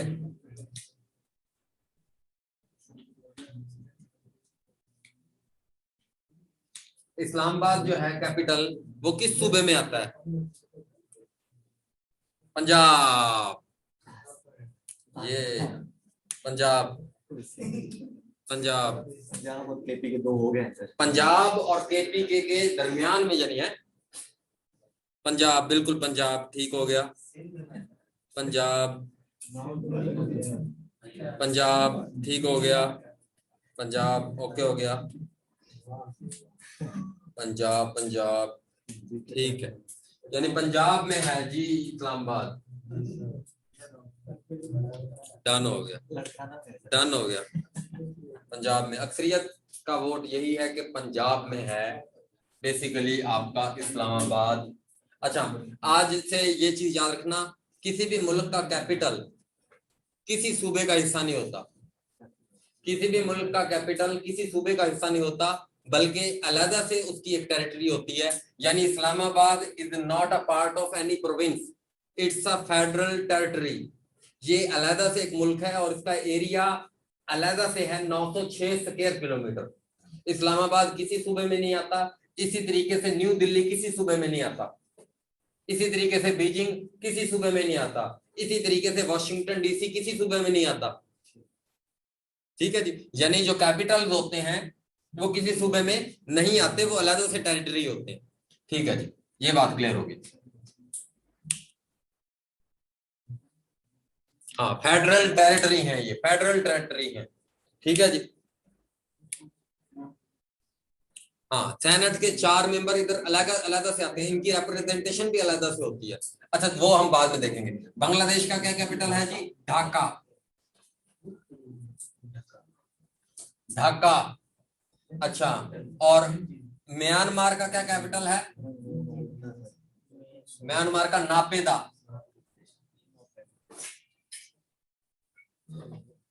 म्यांमार का क्या कैपिटल है? नापेदा। थाईलैंड का क्या कैपिटल है? Bangkok, Bangkok. ठीक है जी। और मलेशिया का क्या कैपिटल है? Kuala Lumpur, Kuala Lumpur. ठीक है जी। और इंडोनेशिया का क्या कैपिटल है? Jakarta, Jakarta. और सिंगापुर का क्या कैपिटल है? Singapore city.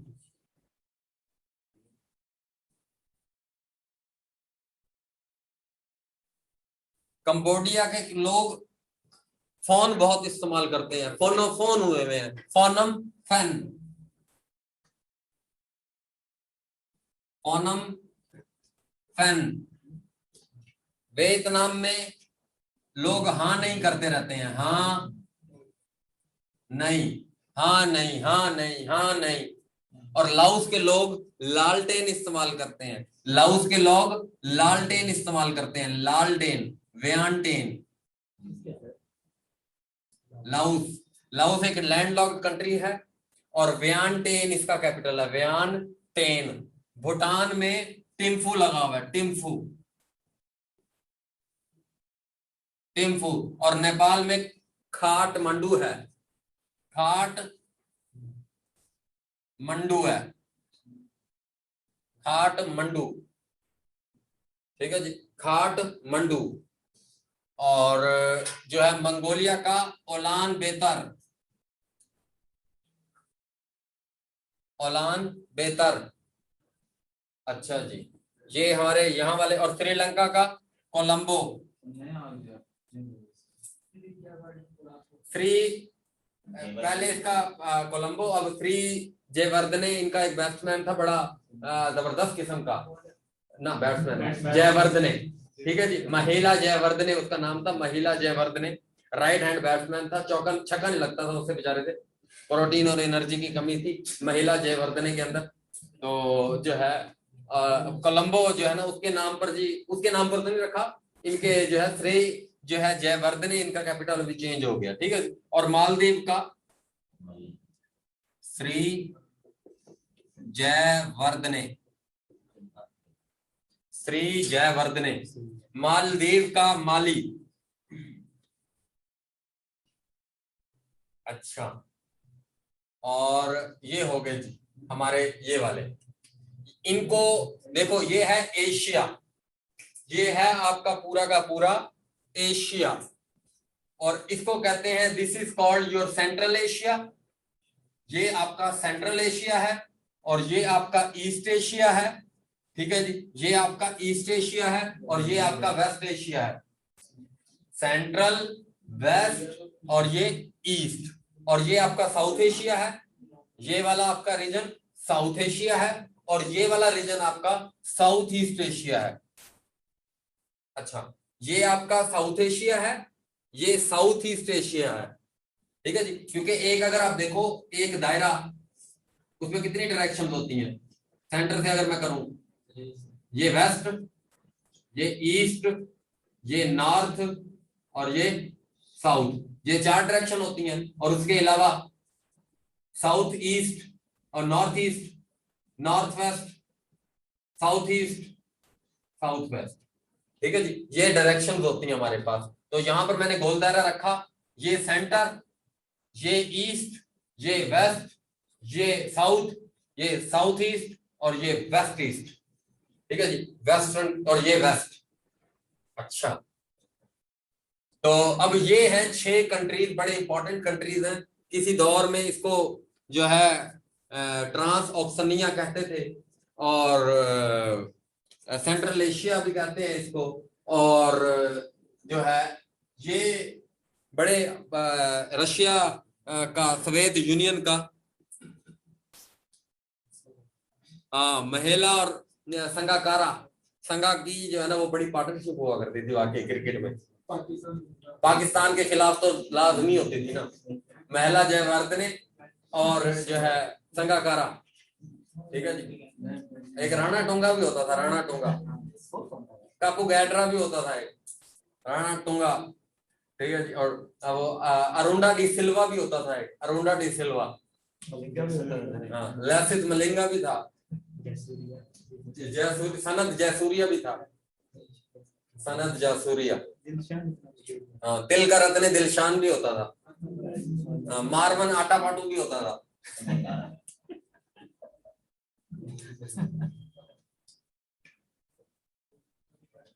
हाईएस्ट पार्टनरशिप है उनकी टेस्ट के अंदर 624 रन की। महिला जयवर्धने अगेंस्ट पाकिस्तान होगी, साउथ अफ्रीका के खिलाफ। अच्छा, अच्छा, हम ना अब सेंट्रल एशियन कंट्रीज को लिखते हैं, जरा थोड़ा सा शुगल लगाते हैं कि कौन से 6 कंट्री हैं। 6 कंट्री का है टुटके, टुटके, टुटके टा, टुटके टा, टुट के टा, टी से बन गया तुर्क मेनिस्तान, यू से बन गया उज़्बेकिस्तान, टी से बन गया तुर्कमेनिस्तान, सॉरी तुर्कमेनिस्तान बन गया ताजिकिस्तान, ताजिकिस्तान, और ये किर्गिज़िस्तान, किर्गिज़िस्तान, किर्गिस्तान। उसके बाद जो है ये तुर्कमेनिस्तान होगी, ताजिकिस्तान होगी, और यार एक हमारा ये चलो टूट के का, टूट के किर्गिस्तान हो गया, टूट के का कजाकिस्तान, कजाकिस्तान हो गया। बस ये 5 है जी हमारे पास, ठीक है। टूट के, ठीक है जी। अभी अजरबैजान सेंट्रल एशिया का पार्ट नहीं है, ठीक है। तो अब जी जो तुर्क लोग है ना, तुर्क लोगों को अशकाबट बहुत पसंद है। पाकिस्तानी एक एक्टर है अशकाबट, ठीक है जी, ठीक है जी, आशकाबट, ठीक है जी। उनको बहुत बहुत अच्छी लगती है उसकी एक्टिंग, ठीक है जी। तुर्क लोगों को आशकाबट की एक्टिंग बड़ी अच्छी लगती है। तुर्क का अशकाबट, अशकाबट, बट वैसे भी आपको पता है बहुत खूबसूरत होते हैं। उज्बेकिस्तान, उज़्मा एक लड़की है, उज़्मा को ताश पसंद है, ठीक है जी। उज़्मा को क्या पसंद है जी? उज़्मा को ताश खेलती है, बहुत ज्यादा रंग खेलती है वो, ठीक है जी। रंग खेलती है, भवंज मार देती है रंग खेल के। उज़्मा की ताश खेलने की बड़ी उसकी कैपेबिलिटी है। उज़्मा को ताश पसंद है, ताशकंद है। हाँ सॉरी यार, उज्बेकिस्तान का क्या है? ताशकंद है यार, पता लगा हुआ है ताशकंद का। हाँ, उज्बेकिस्तान का उज़्मा को ताश पसंद है, ठीक है जी।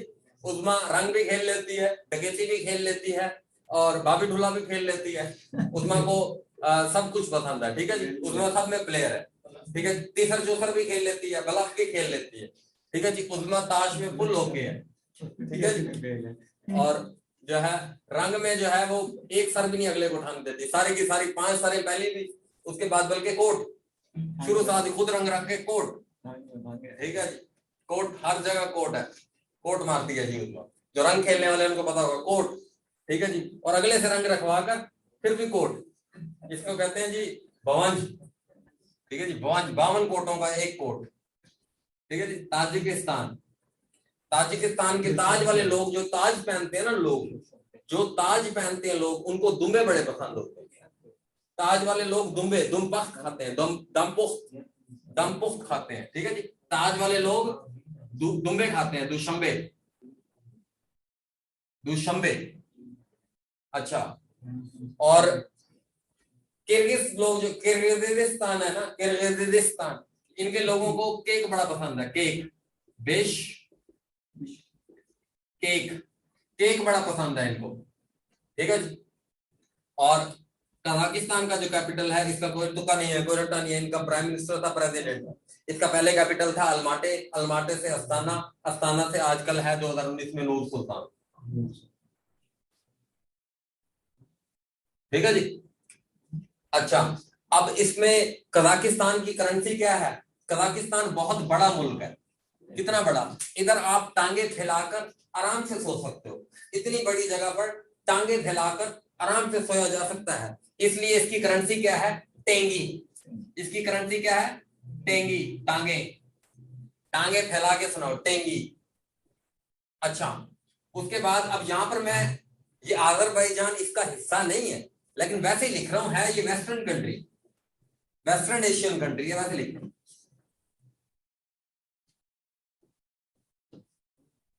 और अजहर का दोस्त बक्कू है, अजहर का दोस्त बक्कू है, फुल बक्कू है, ठीक है जी। अजहर का दोस्त बक्कू है।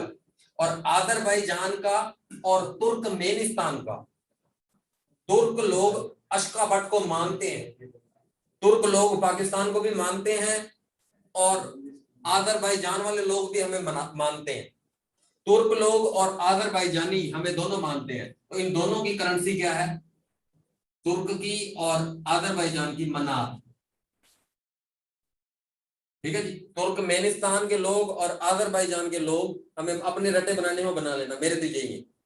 ठीक है जी। और बाकी इन तीनों की करेंसी क्या है? इन चारों की, इन तीनों की, उज्बेकिस्तान, ताजिकिस्तान और किर्गिस्तान, इन तीनों की करेंसी है सोम। इन तीनों की क्या करेंसी है जी? सोम। सोम। अच्छा जी। आजरबाईजान की और तुर्कमेनिस्तान की मनात, और कजाकिस्तान बहुत बड़ा है, टांगे फैला के तो टैंगी, और बाकी तीन की क्या है जी? सोम।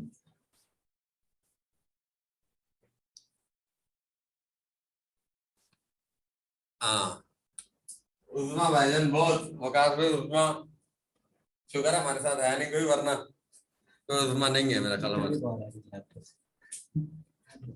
वरना जो है ना आज कोई हाँ हाँ, पता है जने जो है ना गेम यहीं पर खत्म थी, पड़ाल थी गेम। जी, ये आपके सेंट्रल एशियन कंट्रीज आपको याद हो गए होंगे। ये सेंट्रल एशियन कंट्रीज हैं। नहीं अभी बड़ा कुछ लिखना इसी में से। हाँ, सेंट्रल एशियन कंट्रीज हैं जी।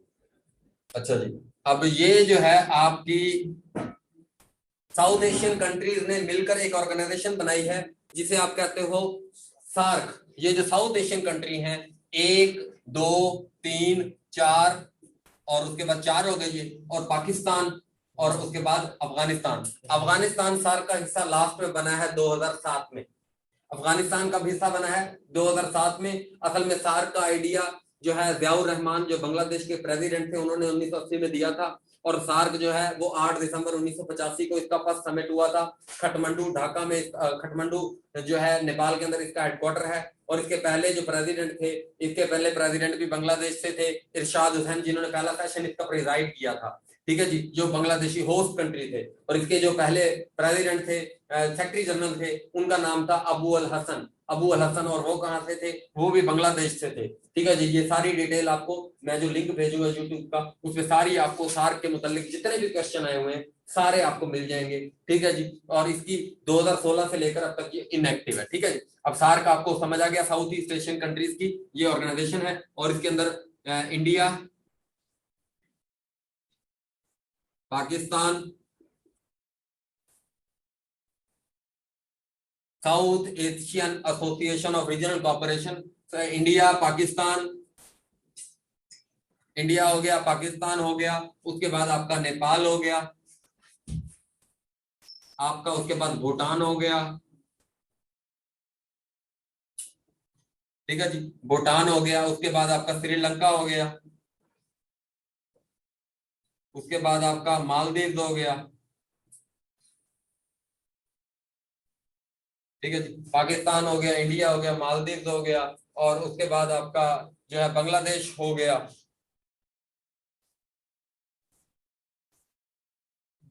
और इसका फार्मूला क्या है जी?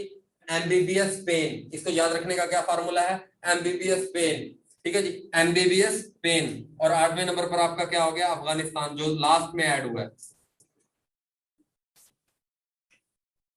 एमबीबीएस पेन, अगर किसी को नहीं पता तो एमबीबीएस पेन, एम से मालदीव, बी से बांग्लादेश, बी से भूटान, और एस से जो है श्रीलंका, और पी से पाकिस्तान, और एस से अफगानिस्तान, और आई से इंडिया, और एन से नेपाल। तो ये 8 कंट्रीज हैं जिन्होंने एक ऑर्गेनाइजेशन बनाई है।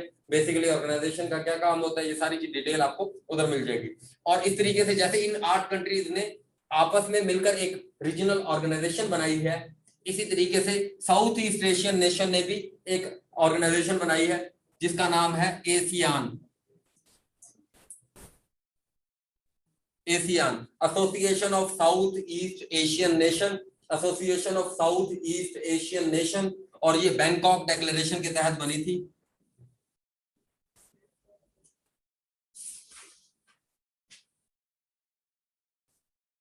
9 अगस्त 1967 को। और इसका फार्मूला क्या है? इसका फार्मूला है MBBS TV clip. MBBS TV clip यानी एमबीबीएस यहां करना से पेन होता है और यहां पर करते हुए आप टीवी क्लिप देखो। मलेशिया में एमबीबीएस बहुत आसान है भाईजान। एम से मलेशिया, बी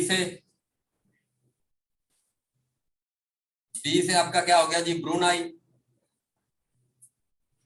और बी से क्या हो गया जी? बर्मा, जिसका नाम तब्दील हो गया 1999 में, और म्यांमार हो गया। और एस से क्या हो गया जी? सिंगापुर। और टी से क्या हो गया? थाईलैंड। और वी से क्या हो गया जी? वियतनाम। और सी से क्या हो गया जी? कंबोडिया। और वी से क्लिप एल से क्या हो गया? लाओस। हो गया। और आई से क्या हो गया जी? इंडोनेशिया। और पी से क्या हो गया जी? फिलिपाइन। यहां पर करके एक कंट्री है, यहां पर करके फिलिपाइन। ठीक है जी, आइलैंड कंट्री है फिलिपाइन, जिसका कैपिटल है मनीला। जिसका कैपिटल है फिलिपाइन। ठीक है जी, आइलैंड कंट्री है। तो टोटल 10 कंट्रीज हैं इसमें, 3 मुस्लिम कंट्रीज हैं। और 9 अगस्त 1967 को बैंकॉक डिक्लेरेशन के तहत बने थे और association of South East Asian nation है। और इसका जो आपका समिट है साल में 2 बार होता है। और जो लास्ट इसका समिट हुआ है, लास्ट समिट इसका जो है वो थाईलैंड में हुआ है। ठीक है जी, लास्ट समिट जो है इसका थाईलैंड में हुआ है। और 2021 वाला भी आप देख लेंगे। ठीक है जी, कि कहां पर होना है। ठीक है जी, उसके बाद ये 10 कंट्रीज की एक ऑर्गेनाइजेशन है। और इसका भी क्या काम है कि ये मुल्क आपस में जो है ट्रेड कर सके, आपस में रीजनल कनेक्टिविटी को बढ़ा सके, एक दूसरे के मामला को देख सके। इसके लिए ये एक ऑर्गेनाइजेशन बनी है, that is called your ASEAN, Association of South East Asian Nation. ठीक है जी, इसी तरीके से आपके ये जो कंट्रीज हैं ये गल्फ कंट्रीज कहलाते हैं, क्योंकि यहाँ पर पर्शियन गल्फ और गल्फ ऑफ ओमान है। तो यहाँ पर एक जीसीसी ऑर्गेनाइजेशन बनी है, जीसीसी। इसमें 2 पाकिस्तानी भी रहे हैं इधर एशियन नहीं मेमोर लिस्ट नहीं है हैं? मेमोर लिस्ट हाँ वो इधर है, वो अभी नहीं बनाया ना। साल में नहीं है 2। हाँ पाकिस्तानी को सारा कुछ जो है ना वो मेरी वीडियो में अवेलेबल है। ठीक। हाँ वो मेरी वीडियो में अवेलेबल है। जीसीसी जो है ना, जीसीसी गल्फ कॉपरेशन काउंसिल, ये 25 मई 1900 गल्फ कॉपरेशन काउंसिल।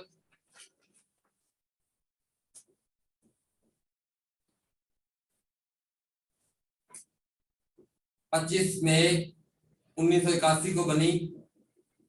और हेडक्वार्टर किधर है जी इसका? हेडक्वार्टर इसका रियाद में है, रियाद। इनके सर ठीक है जी, इनका इसका एशियन का हेडक्वार्टर किधर है जी? एशियन का हेडक्वार्टर जकार्ता में है। एशियन का हेडक्वार्टर किधर है जी? जकार्ता में है, जकार्ता में हेडक्वार्टर है इसका जी। और जीसीसी जो है, जीसीसी गल्फ कॉपरेशन काउंसिल 25 मई 1981 को बनी थी। और ये जो गल्फ कंट्रीज हैं इनके हवाले से थी। और जो है इसके अंदर कितने कंट्रीज हैं जी? इसके अंदर आपका ये गल्फ कंट्रीज हैं जी। उसमें सबसे पहले आपका सऊदी अरेबिया,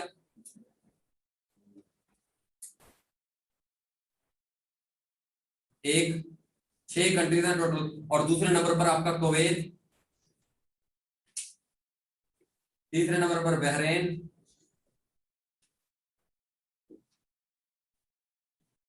ठीक है जी। और उसके बाद जो है आपका चौथे नंबर पर आपका हो गया बहरीन के बाद आपका जो है ओमान। और 5वें नंबर पर कतार, ठीक है जी। और 6ठे नंबर पर आपका कौन सा हो गया जी? यूएई। और इनके कैपिटल अगर हम देखें तो कुवैत का Kuwait city,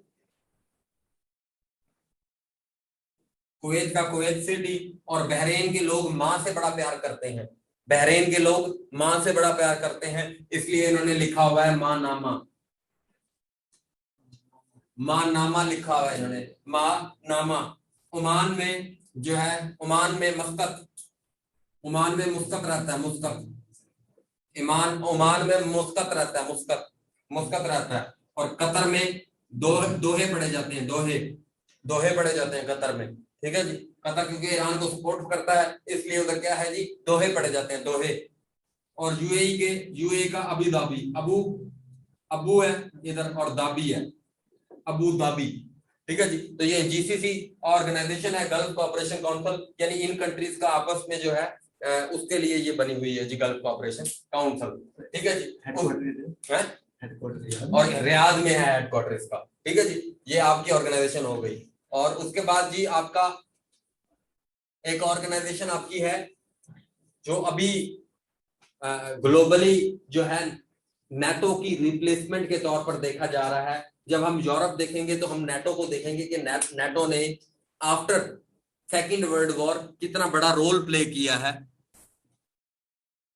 central Asian state इसलिए कहते हैं क्योंकि ये एशिया के सेंटर में है, इसलिए इनको सेंट्रल एशिया कहते हैं। सेंट्रल एशियन स्टेट इसलिए कहते हैं क्योंकि असल में यहाँ पर जो यूरोप है ना, यहाँ पर यूरोप, ये यूरोप जो है ना, यूरोप समझता था 1492 से पहले तक कि दुनिया पूरी की पूरी, यहाँ पर अगर मैं ये यूरोप कहूं कि ये यूरोप है, ये यूरोप है, यूरोप समझता था दुनिया पूरी की पूरी ये है या ये है बस, और या ये अफ्रीका है नीचे। यूरोप समझता था ये तीन चीजें हैं, एक ये एशिया, अफ्रीका और यूरोप।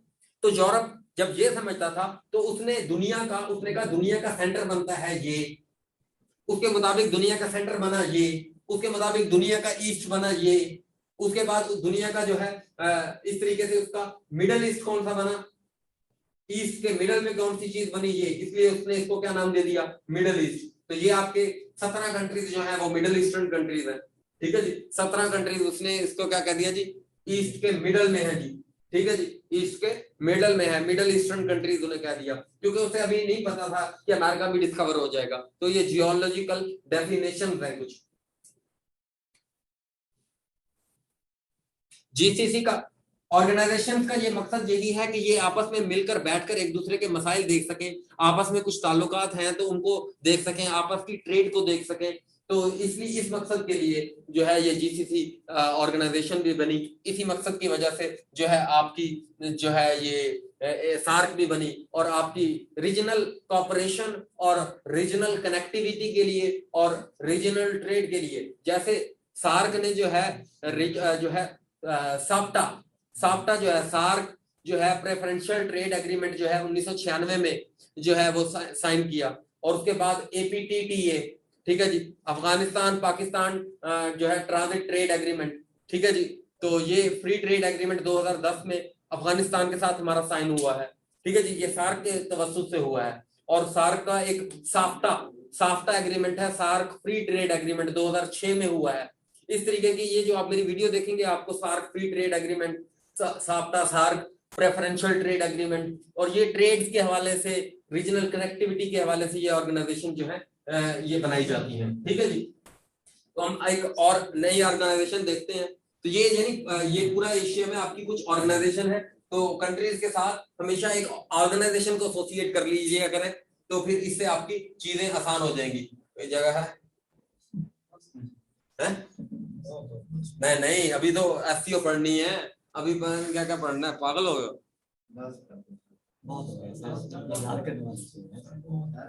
यार, ये ना करो यार, ये तुम तो बहुत ढीले बंदे हो।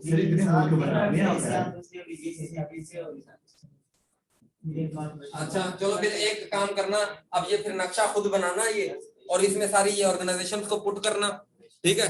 चलो चलो चलो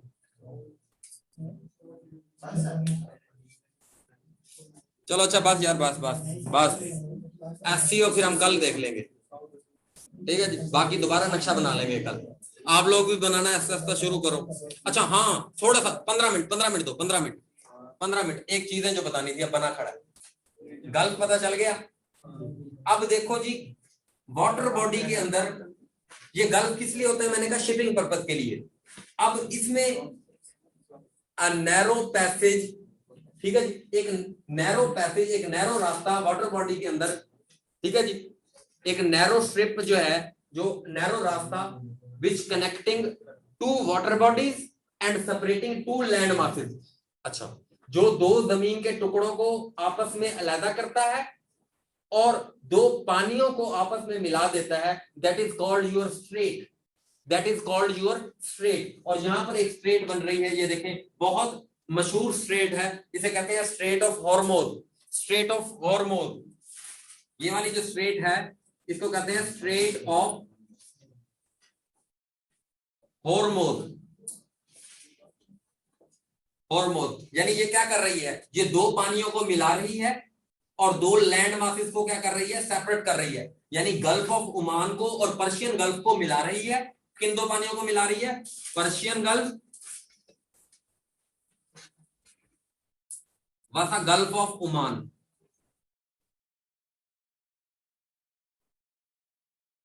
इन दो पानियों को मिला रही है। और अगर हम कंट्रीज को देखें तो ईरान, ओमान और ईरान को ओमान और यूएई से सेपरेट कर रही है। ईरान और यूएई को,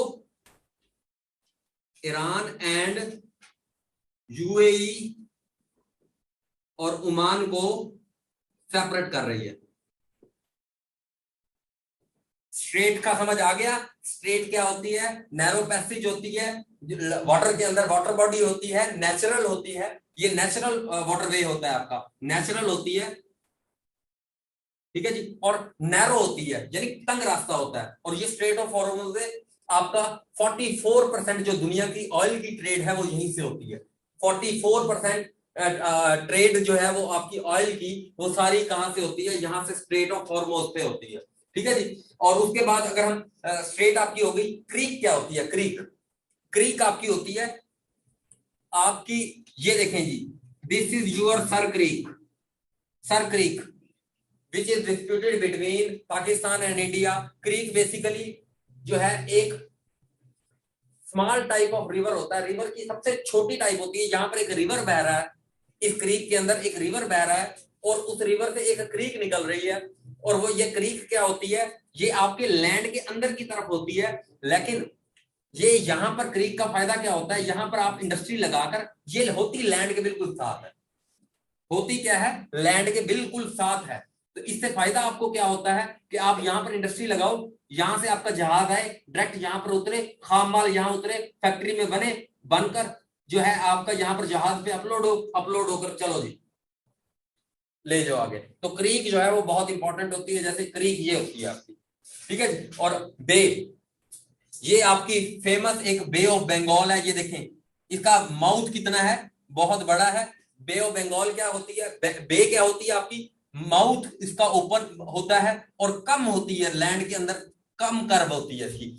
गल्फ में क्या है, देखें कर्व कितना ज्यादा है, अंदर की तरफ कितनी डीप इनलेट है, ठीक है जी, ये डीप इनलेट है। और बे जो होता है इसका माउथ खुला होता है, बे ऑफ बंगाल, ठीक है जी, बे ऑफ बंगाल है ये। और बे ऑफ बंगाल में जो है ये आपकी जो है ना, इसमें देखें आपका माउथ बड़ा है, ये बे है, ठीक है जी। और मैंने आपको बताया था ये बे होती है, ये बे होती है और ये गल्फ होता है जी आपका, ठीक है जी। बे और गल्फ हो गया और स्ट्रेट भी आपको पता चल गया। और इसके अगर हम पैरेलल में देखें, स्ट्रेट तो नेचुरल होती है, कनाल भी सेम पर्पस सर्व करती है। एक कनाल भी जो स्ट्रेट पर्पस सर्व कर रही है, स्ट्रेट क्या कर रही है, स्ट्रेट दो लैंड मासेस को सेपरेट कर रही है, दो पानियों को मिला रही है।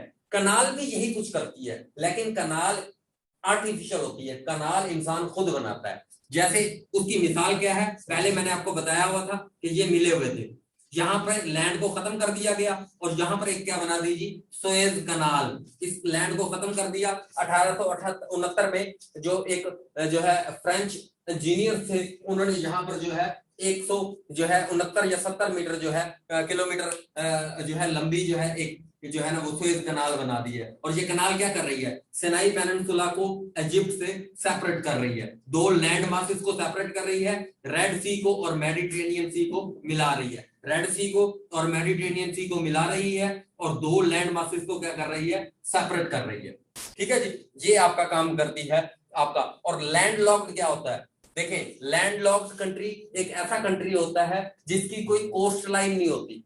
लैंड लॉक्ड कंट्री कैसा कंट्री होता है, जिसकी कोई कोस्ट लाइन नहीं होती। जैसे ये आपका अफगानिस्तान, जिसको कोई पानी की बॉडी नहीं लग रही होती, अगर पानी की बॉडी लग भी रही होती है तो वो पानी की बॉडी खुद लैंड लॉक्ड होती है। दोबारा रिपीट करता हूं, एक लैंडलॉक्ड कंट्री वो कंट्री होता है जिसको कोई पानी की बॉडी नहीं लग रही होती, और अगर पानी की बॉडी लग रही भी हो तो वो पानी की बॉडी खुद लैंडलॉक्ड होती है।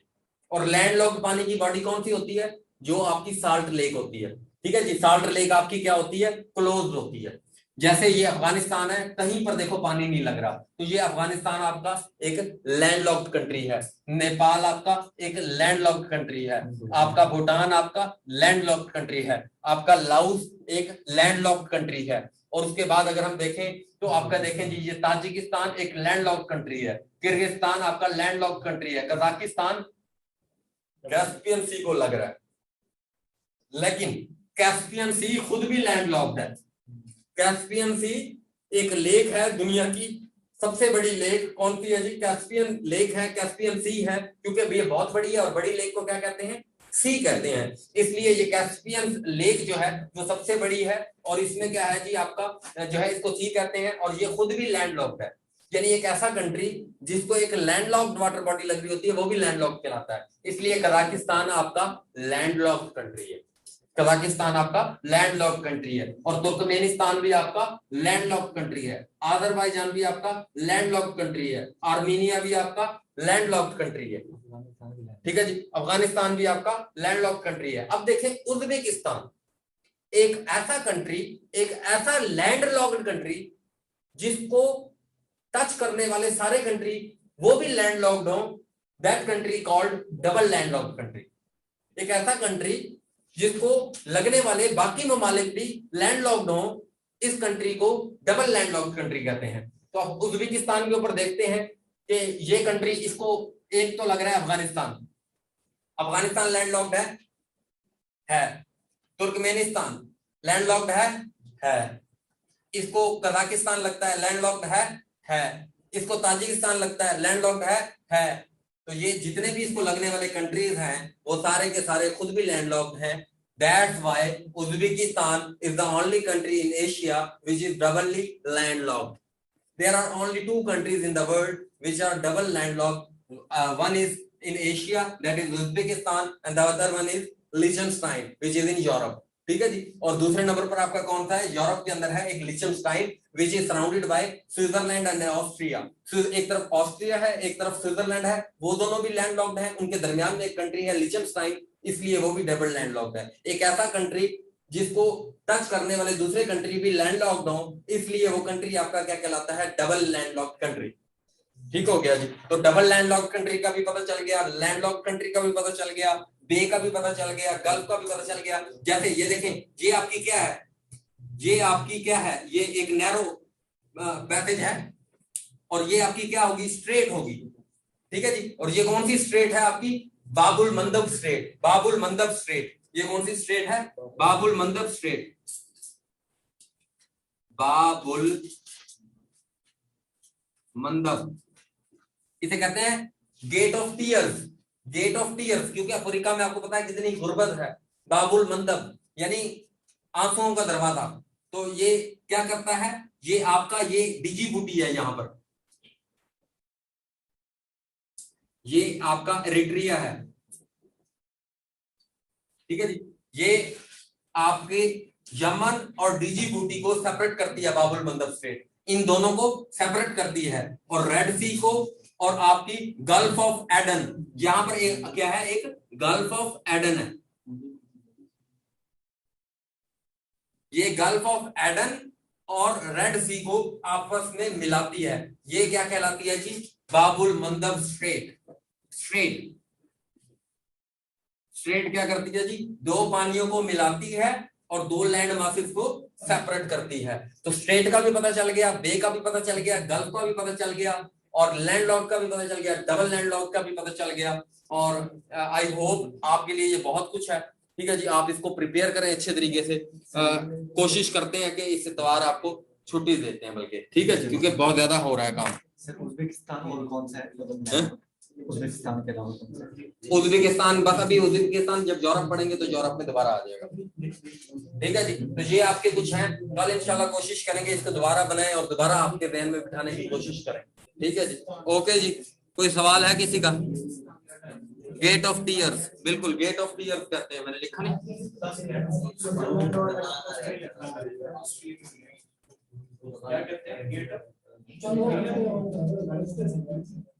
पिक सेंड कर देते हैं यार। एमओडी के लिए जो है बस अब क्या गाइड कर सकते हैं, बस जो तैयारी कर रहे हो वो तैयारी करके बस चले जाओ, पेपर उसका नॉर्मल ही होता है। और एमओडी में मेरा नेगेटिव मार्किंग भी होती है। आप देखो पैटर्न उसका क्या रखते हैं। लास्ट टाइम तो बड़ा अजीब सा ही पेपर था।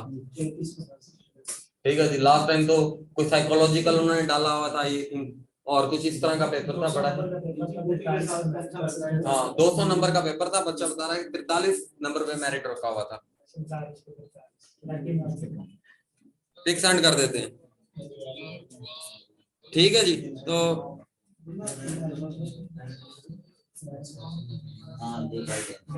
इंतहाई वाकई फजूल पेपर होता है। अब कहते हैं एमओडी खुद ले रहा है ये पेपर, तो देखते हैं किस तरीके का होता है। पहले एनटीएस लेता था।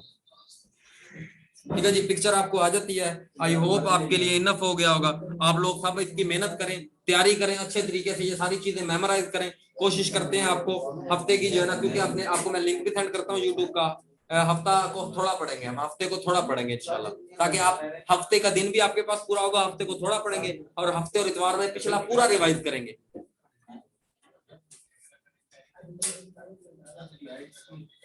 ओके जी, अल्लाह हाफिज।